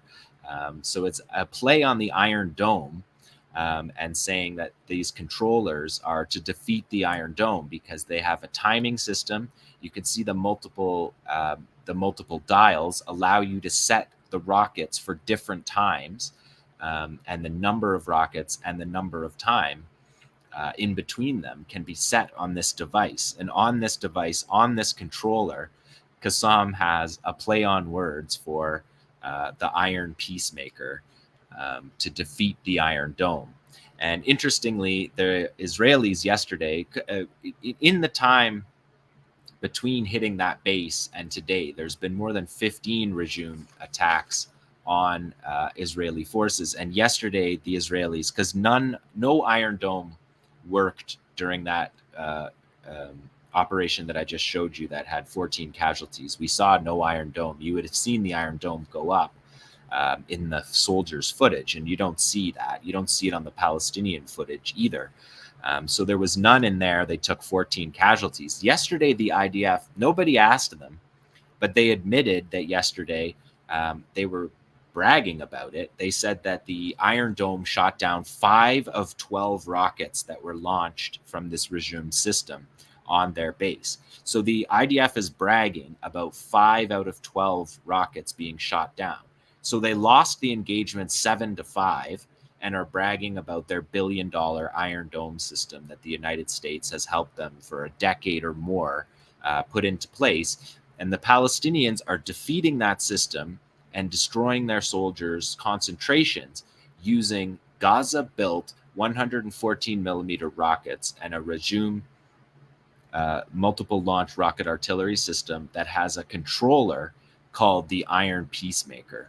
So I just wanted to bring that screenshot of that moment so that you could see they in their videos they go by these things really quickly, but if you spend way too much time watching them, you can break down these details as I do. And so I just want to show you, those are the rockets from Gaza. And let's look at number 14 here tomorrow, because Hezbollah, sort of like the big brother that they are, the day after the multiple launch rocket was shown in Gaza, Hezbollah showed us their multiple launch rocket. This is a 40 launcher Grad rocket system that is a truck mounted system. And we're watching it here for people listening. We're watching them fire 40 rockets in a plume of smoke buried in the trees. They've driven their truck into the tree line and they're firing it from the truck bed. A 40 rocket launcher at Kiryat Shimona, which is the northernmost city in northern Israel. And this is just a clue. This is a clue from Hezbollah that they have these systems that they haven't shown us these yet. These systems can reach deep into Israel, and they have many more that are much more sophisticated. We're watching rockets that cannot be, that's too many rockets to be intercepted by the Iron Dome. And here we're seeing them use it in conjunction with a second system that's a 21 rocket launcher. These rockets that they're launching are 122 millimeter Grad rockets. You know, in the north, they just call, they just call all these rockets Katyushas in Lebanon. Rockets like this that come out of Gaza, they call them Qassam rockets, just in the vernacular. But you can see that Hezbollah has shown us this. They've shown us it before, but this in conjunction with the Palestinians showing their indigenously made 15 launcher, Hezbollah reminded us all that they have a 40 launcher. So you can see it there, 40 launches. And you can see if you look below, I believe you're seeing a truck, that it's a truck-mounted, truck-launched missile barrage that came from the north. There's more Hezbollah. We'll bring you next week some more of the Hezbollah attacks. I wanted to keep the focus on Gaza for this week. But there's been many attacks, if anything, more attacks from Hezbollah in the north of late than normal, which are consistent, very high number, 12 to 15 every single day, qualitative attacks. There was multiple drone attacks used this week. So we'll cover that on the show next week. So tomorrow, can we go to number 15? Because this is an interesting story here. So this is footage released on Al Jazeera this week. This is IDF drone footage that was captured by the Qassam brigades. They didn't say how they captured it, but we have shown on this program for a number of months now. That says Shujaiya in Gaza City. Shujaiya is east of Gaza City, and we're seeing the Israeli military buildup through their drone. And we're seeing a school, because they use the schools as a military base. Of course, they write in their propaganda that Qassam fired a rocket from 350 meters away from a school. And in their 350 meters away from a school, and here's the IDF inside the school. We know they've destroyed the universities in Gaza, the elementary schools. The only schools that are still standing in Gaza are the ones that were used as bases. And often when they use it as a base, they'll destroy it after. You can see all their armored vehicles. So this gives us a sense, this video we could talk about for a week, because there's a lot going on in this video. We're seeing drone footage from the Israelis captured by the Palestinians and then deployed by the Palestinians as research. They have their own drones to do this, but you can see how every single tank is parked. In some ways, this drone footage is more valuable than if you actually had a mole who was driving the tank and parking it, because the overhead shot is worth more. You can see the positions there, and this is a graveyard. So they're showing footage from the IDF drone of the graveyards that were destroyed by the Israelis. These captured drone footage and other various surveillance. You can see the destroyed cemetery there. The destroyed cemeteries, the using of schools. This video had the use of a human shield. I'm not showing that footage, and I haven't been showing that kind of footage throughout this war as a choice, as a decision. To not show that. The footage is brutal. It shows Israeli soldiers blindfolding a man. There's 10 soldiers around him, and they take off his blindfold and tell him to go and walk and knock on the doors and tell the resistance fighters to come out. He's being used as a human shield. His identity is unknown, still unknown. This is more than a week after this video was shown, and his fate isn't known either. So I'm not bringing them that. I'm not going to show you that footage. It's really terrible. We have seen the Israelis use human shields all throughout this war. We've seen them use it throughout our entire lifetimes. They use them in Jenin. They use them in the West Bank. They tied children to the front of their armored vehicles before. So using human shields is not new, but this footage is new. And this is the type of footage, this is the reason why this week Al Jazeera was shut down. They shut down Al Jazeera, they took all their broadcasting gear, they took all their computers, and they took their phones, because the Israelis are trying to figure out how this footage of theirs is being released. How is the fighters getting this footage to Al Jazeera and showing it to the world? Because the human shield, I'm bringing you this part of the clip because this shows where their tank positions are, and it's interesting to see where all their tanks are parked. But the human shield footage is stuff that will go to The Hague. This is war crimes trial stuff shown in 4K footage in clear as day, war crimes. And it's not the first one, right? Like we saw, if we remember a couple months back, we saw that drone footage that was released from Khan Yunis that showed the drone strikes on those 4 innocent men who were walking back to Khan Yunis to check on their houses. And the Israelis killed them one by one, hunted them down. People were disturbed for weeks about that. We never have time to process any of these things, and we move on to the next crimes, because a few days later, footage was released to Al Jazeera, presumably from a Qassam sniper surveillance team along the beach coming up to Gaza City, where 2 men were walking along the beach with white flags, attempting to come up to the Israeli troops and ask them something. The troops murdered them on camera. They didn't know they were on camera. So because they didn't know they were on camera, they murdered them. They called over the bulldozer driver, and the bulldozer driver buried them in the sand on the Gaza beach. And that story came out because the resistance gave footage to Al Jazeera.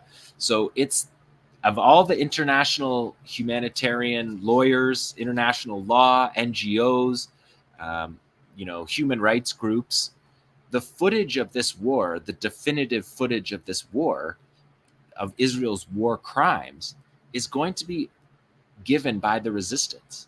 The resistance is giving these videos. They're capturing drones. They have constant surveillance. And this was just a clue that came in this week, because last show, you'll remember, I showed 2 other examples of captured drone footage. So the Israelis believed that this was the beginning now. The war had wound down. There was time for the fighters to disseminate this information. And the Israelis certainly believe that there's many more of these captured Israeli drones that show their crimes. And so the Israeli government, in their ultimate wisdom, their security cabinet, decided to ban Al Jazeera and sack their Jerusalem offices with black-clad, like, special forces police officers. And as was said in Nora's report, and I'll repeat it again, they had their computers taken, they had their cell phones taken, which is something illegitimate in anywhere in the world. These, these are dictatorship. The BBC had a really hard time with this because they wanted to say this isn't like Israel shutting down Al Jazeera, because Al Jazeera shows videos from the resistance in Gaza, but also critically, they show Israeli footage captured by Israelis, captured by Qassam, of the Israeli drone footage of their own crimes. And so that's the reason that, among others, that Israel shut down Al Jazeera this week. I don't think it's a coincidence that these 3 drone videos happened in an 8-day window, and on the 9th day, the Israelis attack and shut down Al Jazeera's Jerusalem bureau. And just to point out for Al Jazeera, there has been more than 50 attacks on Al Jazeera and their journalists, wiping out entire families, killing the journalists themselves, killing the journalists' families while the journalists are at work. So they show up doing their work, they show up to the hospital or show up to the house, and it's actually their family that have been killed. We've covered those stories throughout the war. And so it wasn't enough to just kill and exile the Al Jazeera journalists.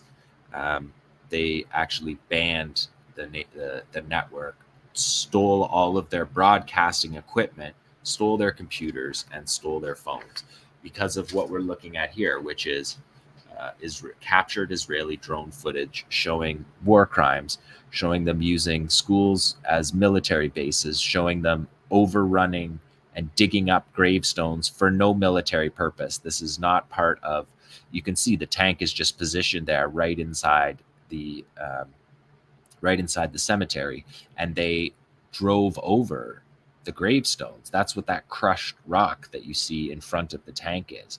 That's the crushed gravestones. So there was some instances when the Israelis said that they were digging up cemeteries looking for their captives that had been killed. That's, insofar as that happened, it was very limited and isolated, but they have destroyed something like 17 cemeteries in Gaza by doing just this, driving their tanks over it, taking their Caterpillar D9 bulldozers and armored excavators that we showed you to dig up cemeteries, to destroy people's homes, and then to build a bridge from the American pier along the Netzarim corridor. So that's what the Israelis were up to this week, and that's what the resistance responded with this week. And still, once again, just to say, everything that I brought you this week is from the last 7 days since you last saw me. We still are reporting the ground war, the war day by day. Nothing. Well, I brought you an October 7th video that I stitched together. But other than that, everything is from these past 7 days. So that's the resistance report from Gaza. And there's much more to talk about Rafah, which I think we will do coming up here with the rest of the group. There they are. Wow. Thank you so much, John. Just extraordinary footage. Yeah, that drone footage is nothing like I've ever seen. Yeah, no, you're right. The assumption is that there's many more. If right. they're able to capture drones in the way that I've been reporting for the last couple months, that they're able to land them without a scratch on them. There was a video released just yesterday by 𝐄𝐥𝐿 𝐄𝐿, I'll put it on the show next week, where they downed a Skylark drone by shooting it down. So they shoot down the drone, but if the SD card, if the information is still available, you can pull that card out and access the information. Right. And it's this is now two shows in a row we've had Israeli drone footage of Israeli of attacks on Israelis or Israeli attacks. Yeah. And I think that the Israelis imagine, if you have these three, what other ones do you have? Right. Yeah. And so they shut down the communications with Al Jazeera in an attempt to hide that. Right. As though Al Jazeera won't keep documenting and broadcasting the footage that they still receive from the Palestinian resistance to places all over the world. Like it's amazing. And as you said, it's themselves. Yeah, exactly. Right. And they're just compiling more and more documentation for The Hague. So the resistance is doing it. I don't want to put too fine a point on it, but I think that's an important thing to say. It's the resistance getting this footage. It's the resistance getting the footage that will be used in the war crimes trials. It's not the NGOs. It's not the human rights groups and the international lawyers. It's actually the Qassam Brigade's surveillance teams and engineering teams. So incredible. Thank you so much for that. And thank you, of course, to Tamara. I think this would be a good time to pivot into a discussion about what we know about the latest in the ceasefire proposals. You mentioned it a little bit in your report, John, but what's the latest? So the talks broke down on the weekend, but are apparently back. The Israelis sent a delegation yesterday to Cairo. Hamas returned its delegation to Cairo, and the head of the CIA, William Burns, he stayed in Cairo. So there's talks that are happening right now. they weren't happening this weekend. The Israelis didn't show up to the original talks.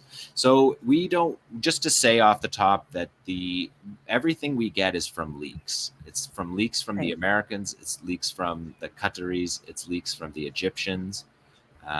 But I think we have a fairly good understanding of what the broad outline of the deal is. Do you want me to just go through it? Please. Yeah, so it's very similar to the one that we've been reporting on for months. It's essentially staged. It's in stages. And the first stage, the stages are 6 weeks long, which is consistent. They've been that way the whole time. 6 week ceasefires, during which total cessation of hostilities, the withdrawal of the IDF from urban areas, which is interesting because they're not in urban areas, but when these documents were being made, they were. I don't think people expected the IDF would be unable to remain in urban areas. So the withdrawal of the IDF, the increase of aid to 600 trucks a day, people allowed to return to their homes back to the north, and 10 hours a day of no drone overflight, no overflight of any kind, but it's really referring to the drones, right. Which are constant. And not just over the past 7 months, but over the past 17 years. Yeah. At least. So no 10 hours a day, no overflights. And that extends to 12 hours a day on the day that there's exchanges, which makes sense because it's dangerous to reveal your positions during the exchange. It's logistical. I think we've talked about this a number of times on the show, that it's logistically challenging to safely get all of these captives into one spot, because Qassam doesn't hold all of these people. So the number that they have, we saw proof of life videos over the last couple weeks that were interesting to note, because those had not happened previously.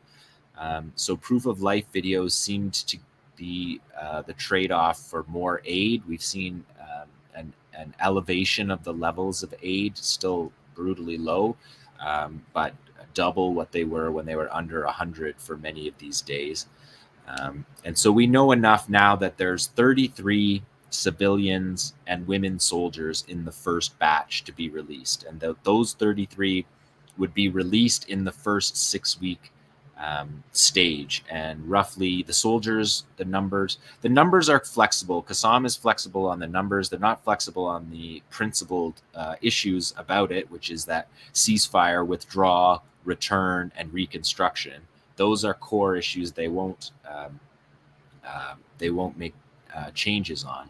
But Qassam is willing to negotiate around the margins of that, the numbers, the timeline, how the timing works, and which prisoners are involved. They'll negotiate on all that stuff, which is why we needed to see Israel go to Cairo before there could be a ceasefire call. When the ceasefire prematurely was called yesterday, Israel wasn't in Cairo 2 days ago, wasn't in Cairo to make those decisions about a ceasefire. So even though Qassam appears to be saying that we're negotiating with the US because that's who has to guarantee this agreement, unless Israel is there talking about which prisoners, then there won't be a final agreement unless the sides are face to face talking about the nuts and bolts about it.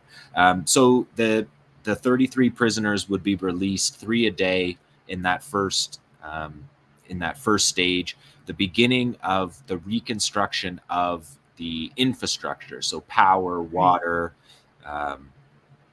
roads, civil defense gear, allowing civil defense gear in so that they can fix the roads, fix the water, the sewage. So that's in the first stage. 60,000 trailers, 200,000 tents for people to live in. Hamas wants guarantees that people won't be rearrested when they're released. The prisoners are released to the West Bank and then just rearrested like Israel does. And this is a difficult situation for Israel because, of course, Israel doesn't want a ceasefire, because a ceasefire is the end of the war. And if the war ends today, Israel's lost the war. They're the ones who have told us that, right? They're the first people to say, we lose the war, Netanyahu, Gallant. If we don't go into Rafah, we lose the war. We've lost the war. They're all very clear about that. They also believe it's an existential war. So they're losing an existential war. They've talked that into existence. Remember, Gallant said a few months ago, if we don't win this war, we can't live in the Middle East. So, right, don't tempt us with a good time, right? What you wish for, because they're clearly losing the war. There's no question, and there's no invasion of Rafah that changes that. Destroying Rafah, killing, the disaster that Rafah will be there. That doesn't end the war. It doesn't get you a won war. So the Israelis see it as surrender. They don't have any of their captives. They haven't dismantled Qassam as an army. They haven't dismantled Hamas as the civil administration on a municipal level. So Hamas is the one they're negotiating with. So they said they were going to erase Hamas and they weren't going to exist. Netanyahu said not even in future generations will they exist. But now they're in Cairo right now, face-to-face, talking with Hamas. All of Hamas's top leadership is still intact, which is something that won't be true of the Israelis if this war ends. If this is a ceasefire, Netanyahu loses his job, Gallant loses his job, Halevi loses his job. Many of the division commanders will lose their jobs for the failure of October 7th. So the war is in this position right now to end with Hamas having all of its leadership intact, Israel losing all of its leadership, and having years of investigations to look into the failure and the defeat. So it's hard to be optimistic about this ceasefire proposal because of that. It's hard to imagine the Israelis accepting surrender. They see it as surrender, right? But they're not getting their prisoners back unless they do. So Israel's in a real strategic bind, and we've been talking about it for months on this show. Yep. Something that they could have had on day one. Yeah, they could have had their prisoners back, right? Yeah.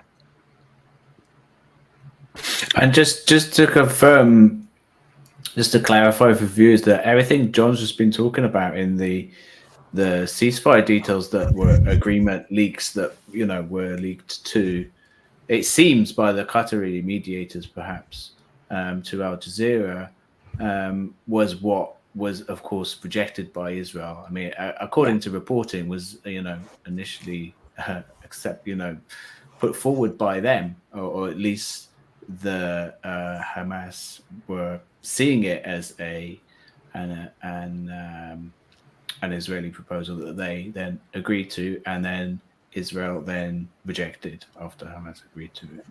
And that's always the Israeli tactic. I mean, going back decades of the so-called peace process, Israel will appear to agree to proposals, and then when the other side agrees to them, Israel says, oh, well, actually, now we need to negotiate over the implementation of the proposals, or now we need to negotiate over this detail, and it just goes on and on forever. That's always been their tactic. And you even have American officials now leaking to the media saying Israel is negotiating in bad faith. But the Americans are still treating the Israelis with kid gloves and with just utter cowardice.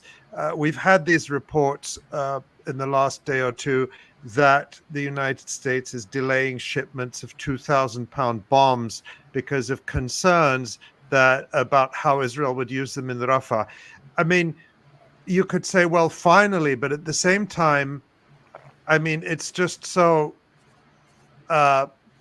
galling that Biden was saying back in October and November that Biden admitted that Israel was bombing indiscriminately, and yet they were still airlifting the 2,000-pound bombs round the clock to Israel. So 30, 40, 50,000 dead Palestinians is fine, but now all of a sudden they have their qualms over Rafah. And what we see what happened, Nora mentioned this in the news report, that when now Israel is occupying the Rafah crossing, so the Rafah crossing is closed. Medical delegations like the one Dr. Adel was on can't get in or can't get out. Injured Palestinians can't get out. Students, nobody can get in or out now. Rafah is the only crossing for people and was the main humanitarian crossing. And so Israel occupies that, and the United States, instead of telling Israel, leave the crossing, withdraw from the crossing, they start negotiating with the Israelis. And so we have these reports that, oh, yes, well, if you leave, then we'll put in an American security contractor to run the crossing. So we're going to placate you by placing the crossing under United States occupation, military occupation via mercenaries. So Israel gets what, so it's really a game of good cop, bad cop. I mean, or genocidal cop and even more genocidal cop, to be more accurate. And things have a logic of their own, because the Americans say, we don't want you to go into Rafah, and the Israelis go in, and then the Americans say, okay, you can go into Rafah, but it has to be limited. And then Israel goes a little bit further, and the Americans will say, oh, well, okay, you can go that far, but don't go any further, and so on and so on. You can see the dynamic. So unless there is a very firm line from the United States and the other accomplices in this genocide, I don't think that, it is very difficult to be optimistic, let's say. But at the same time, none of this is set in stone. None of this has to happen. It only will happen if Israel, Israel is a proxy. Israel is the proxy of the United States. It'll only happen if Joe Biden and his henchmen allow their proxy to do this. Yeah. So we'll see. I mean, in the coming days, I'm sure there's going to be more headlines about these ceasefire proposals. It's going to be. Yeah, I think we should be. I think we should be looking ahead to many days coming up of ceasefire proposals. If you see many days of ceasefire talks, if they stay in Cairo, if all the three delegations stay in Cairo, I think those are clues that things are moving. Yeah. And it's entirely possible that this limited Rafah incursion is pressure. It's a pressure tactic. There's a number of pressure tactics happening at the borders. They've now taken over the two main crossings, as has been noted, Kerem Shalom and the Rafah crossing. The only way for people to leave Gaza is closed, and Rafah is a pedestrian terminal, but that has been used for aid throughout this war. And so that's significant pressure to close those two crossings is putting significant pressure. So you can see multiple fronts of pressure that the Israelis are putting on to try to get to put pressure on Qassam. And in the Israeli media, they say that they're going in to destroy Qassam and rescue their hostages. So they say this every time. This is the last stronghold of Qassam. That's what they say, the last stronghold. But we remember when Khan Yunis was the last stronghold for Qassam, right? We remember when Al-Shifa Hospital was the last stronghold. Where is that multi-story Disney World that was under Al-Shifa Hospital? Yeah, So the only multi-story thing under Shifa is there's multi-layered mass graves. They can't. That's right. They just this morning revealed another layer to these mass graves. This war has been an appalling set of crimes from the moment it started. Yeah. The most appalling Israeli reaction I've seen to the mass graves is, oh, the Palestinians dug those mass graves. It was nothing to do with us. So the Palestinians buried their own dead that you then killed, and then you blame them for that. It's utterly disgusting. And also, they're finding bodies zip tied. Yeah. Palestinians would not be burying the loved ones zip tied. Right. That just doesn't happen. Or with signs that people are buried alive. Yeah. With we metal saw attached to them. Yeah. We've seen how Palestinians, even in the most dire circumstances, will still try to give the dead dignified burials, say the funeral prayer over them, and give them a dignified burial. They're not going to dump them in pits with zip ties on them. That just doesn't happen. That's horrifying. Just unspeakable. Is there anything we want to say about the pier? The U.S. military announced that it had completed the pier, the floating pier apparatus thing off the coast of Gaza.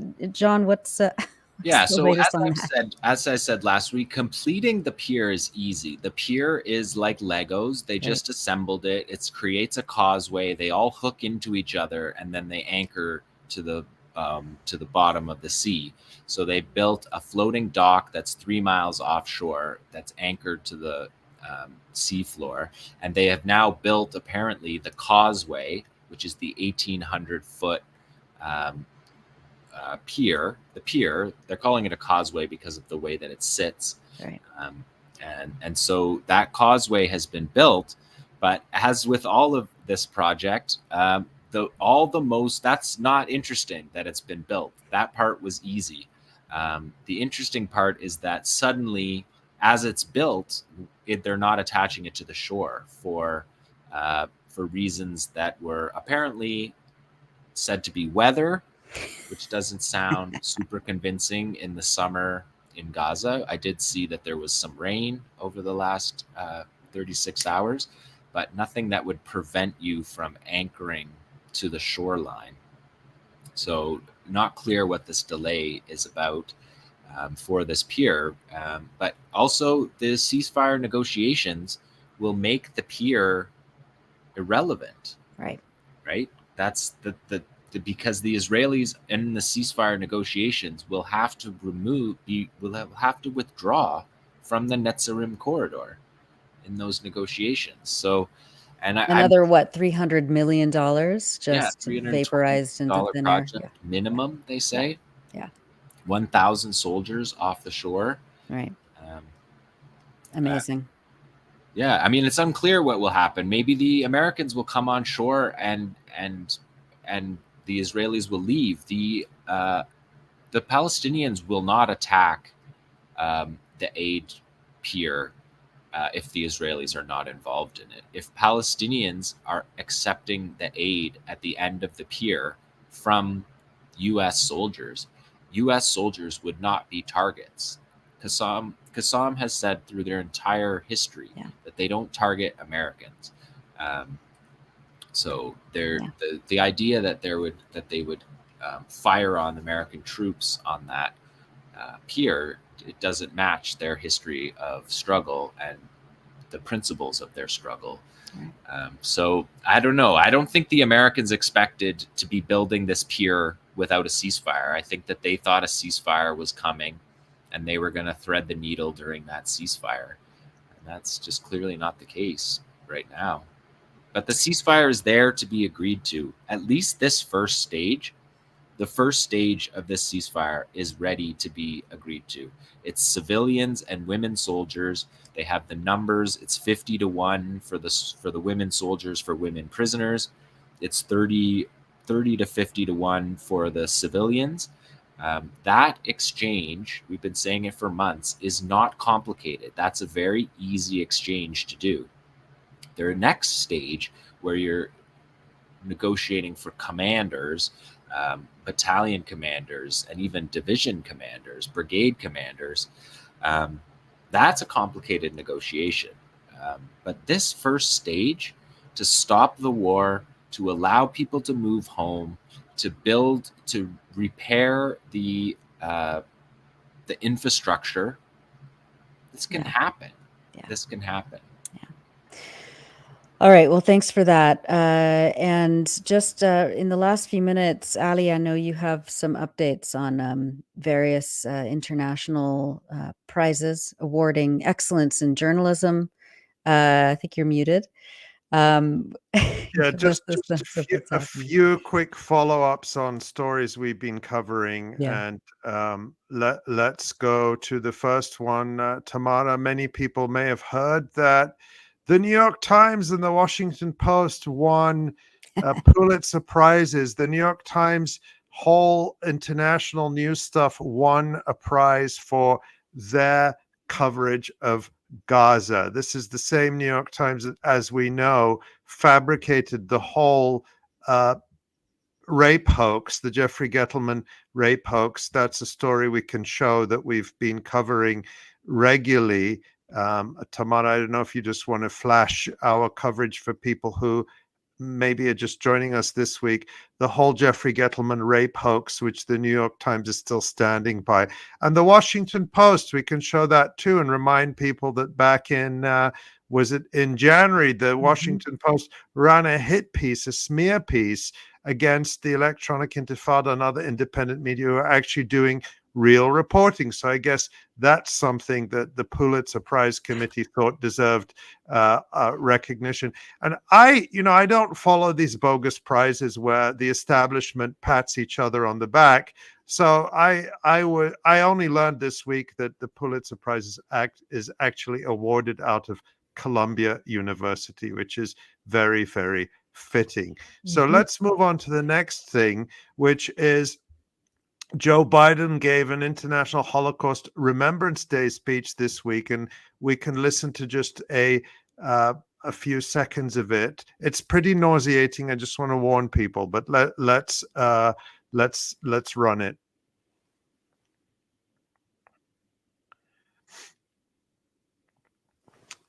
I think. All right. Here it goes. It's vile.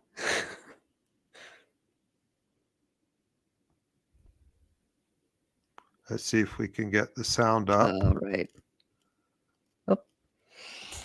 Well, in any case, what I want, we it's pretty nauseating. We probably saved ourselves from that. But I just want to point out that once again, oh, maybe it's coming now. No. Luckily, we can't hear it. That's fantastic. Much better. Unleashed the deadliest day of the Jewish people since the Holocaust. Driven by ancient desire to wipe out the Jewish people off the face of the earth, over 1,200 innocent people, babies, parents, grandparents, slaughtered in their kibbutz, massacred at a music festival, brutally raped, mutilated, all right, let's stop it right there. That's enough. But as you can see, the point I wanted to make is that he is still to this day repeating the debunked lies about the rapes, the lies about babies being killed, and using this. There's a reason why people are calling him Genocide Joe, because using a Holocaust memorial event to promote this atrocity propaganda to justify another Holocaust is the most despicable and repulsive thing. Saying this incredibly genocidal thing about Muslim men having an ancient desire to kill Jews. I mean, it's Palestine Myths 101, isn't it? It's unbelievable. It's unbelievable. It's crude genocidal propaganda that if you go to the United States Holocaust Memorial Museum, they have a whole page there about Nazi propaganda against the Jews. And that's exactly the pattern and the template Joe Biden is using there. All right. Now, last week, of course, we covered the Sheryl Sandberg film, Screams Before Silence. Tamara, I don't think I gave you that link, but maybe you can just also, while I'm talking, show that the article we did, or maybe I did give it to you. Where we have the video where we debunked the film which is this 1-hour so-called documentary promoting the mass rape film. And last week we debunked it thoroughly. But Sheryl Sandberg, the former Facebook executive and billionaire, posing as this champion of women, of victims of sexual assault, breaking the silence, this feminist. Well, our friend Zay Squirrel, the anonymous sleuth on Twitter, who has done such great work, reminded us this week that Sheryl Sandberg has a really sordid history when it comes to sexual assault. She actually tried to help cover up sexual assaults at a company, Activision, run by her partner, Bobby Kotick. And if we can just turn to that Guardian article from 2022, I'm just going to read a couple of lines from it that gives you a taste of who Sheryl Sandberg really is when it comes to sexual assault and sexual assault victims. And the headline there from The Guardian, this is from April 2022, Sheryl Sandberg allegedly lent on the Daily Mail news site to drop stories about her ex-boyfriend. And this was while she still worked at Meta, the parent company of Facebook. And it says there that she pressured the Daily Mail to drop unflattering stories about her then boyfriend, Bobby Kotick, the Activision Blizzard CEO, according to the Wall Street Journal. The Journal reports that she persuaded the Daily Mail not to run stories revealing that Kotick had obtained a temporary restraining order against him in 2014. Kotick, and the restraining order was about sexual harassment and assault, and apparently it was revealed that there was a whole history of sexual assault, including rapes, at the company run by her then partner. And according to the reporting in the Wall Street Journal that was carried in The Guardian and others, she even abused her position at Facebook to threaten the Daily Mail, saying that if they did not suppress this story, and they did suppress it apparently, then that might affect the Daily Mail's business relationship with Facebook. Pretty astonishing stuff. And this is the champion of victims of sexual assault. Right.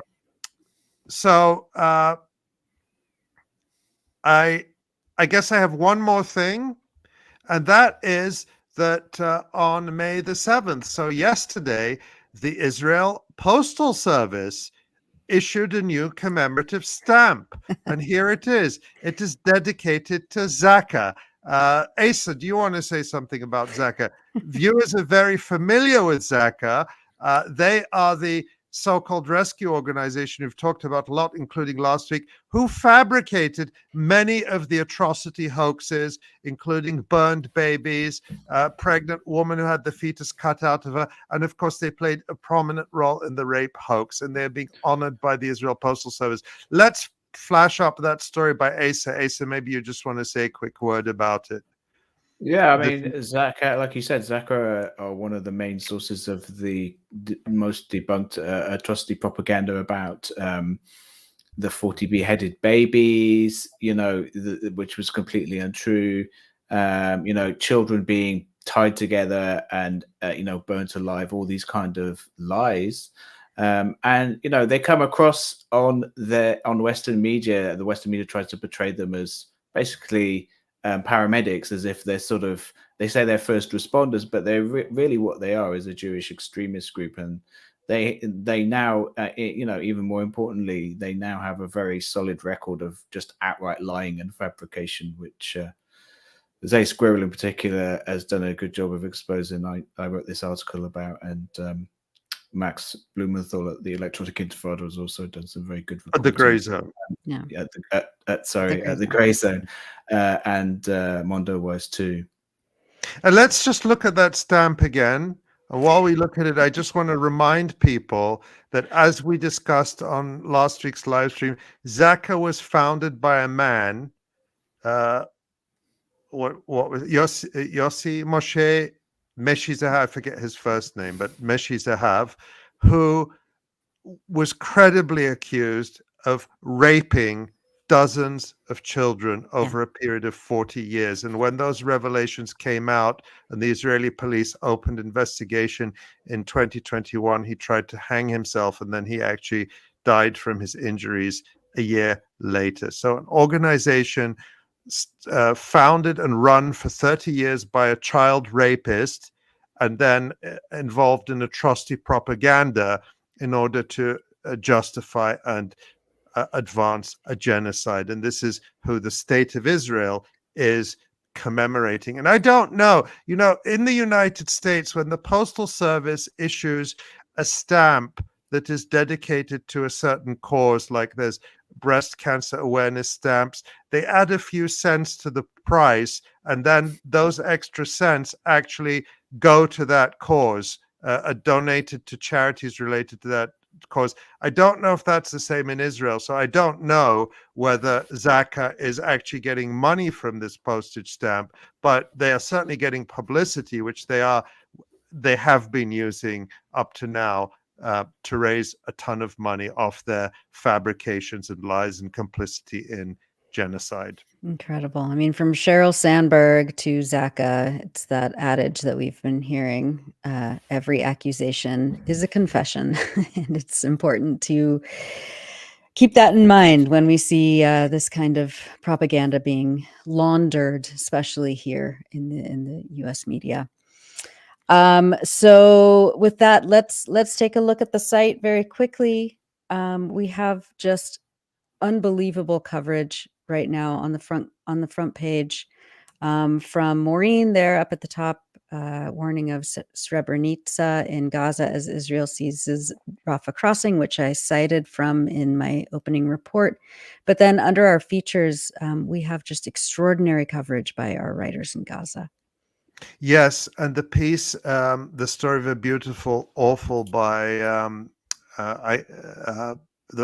yes, right there by Asil El-Mansi is a really moving piece. She talks about a young girl, Doha, who was orphaned. Her whole family was killed, and Doha ended up staying with the writer's family, Asil's family, for several weeks until she moved south. And it's just a really moving story. And if we go back to the front page again, we also see a really good analysis of the regional politics and geopolitics by our colleague Omar Karmi, which is really a must read. Omar brings a lot of insight to his analysis, but also a lot of humor. We have to try to convince him to, and there's not a lot of humor in everything that's going on, so you have to take it where you can get it. But maybe we can convince Omar to come on and talk about some of these issues on a live stream soon. Great. And again, just to shout out our writers in Gaza, the Khulud Sleiman, Yasmin Abu Saima, and also I wonder if the feature of by Tamer Ajrami is on the front page. This is a recent story that we had. I don't know if it's still showing on the front page, but he is from Gaza. He's currently not in Gaza. He was studying abroad, but he writes his whole family is in Gaza, and his youngest brother Ahamed is missing. And he writes about just the anguish for the family and the efforts through the Red Crescent and just the desperate efforts they're making to try to find Ahamed. And just remember that this is just one story out of thousands, hundreds of thousands, millions of families shattered, of people desperately searching for their loved ones who are missing, whether it may be under the rubble or hopefully still alive. But even if they're still alive, they may be in detention camps somewhere in Israel, incommunicado. So heartrending stuff, but so important to tell the world. And Nora, you should mention the incredible interview you did this week with some students on the podcast, and that's a video people can watch. We've gone for 3 hours, but people still can't get enough of us.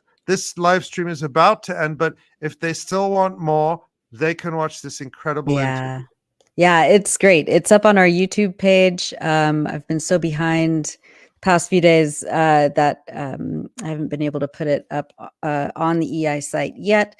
But if you go to our YouTube and look at the latest episode of the podcast, it's an extraordinary interview that I did with 3 students and 1 member of faculty from 4 different universities. Now I can't even, was it 5? I guess 4 students and 1 member of faculty from 5 different universities talking about the student intifada that is sweeping U.S. campuses. And as we heard earlier today from Shahd at Sheffield University, also across the world.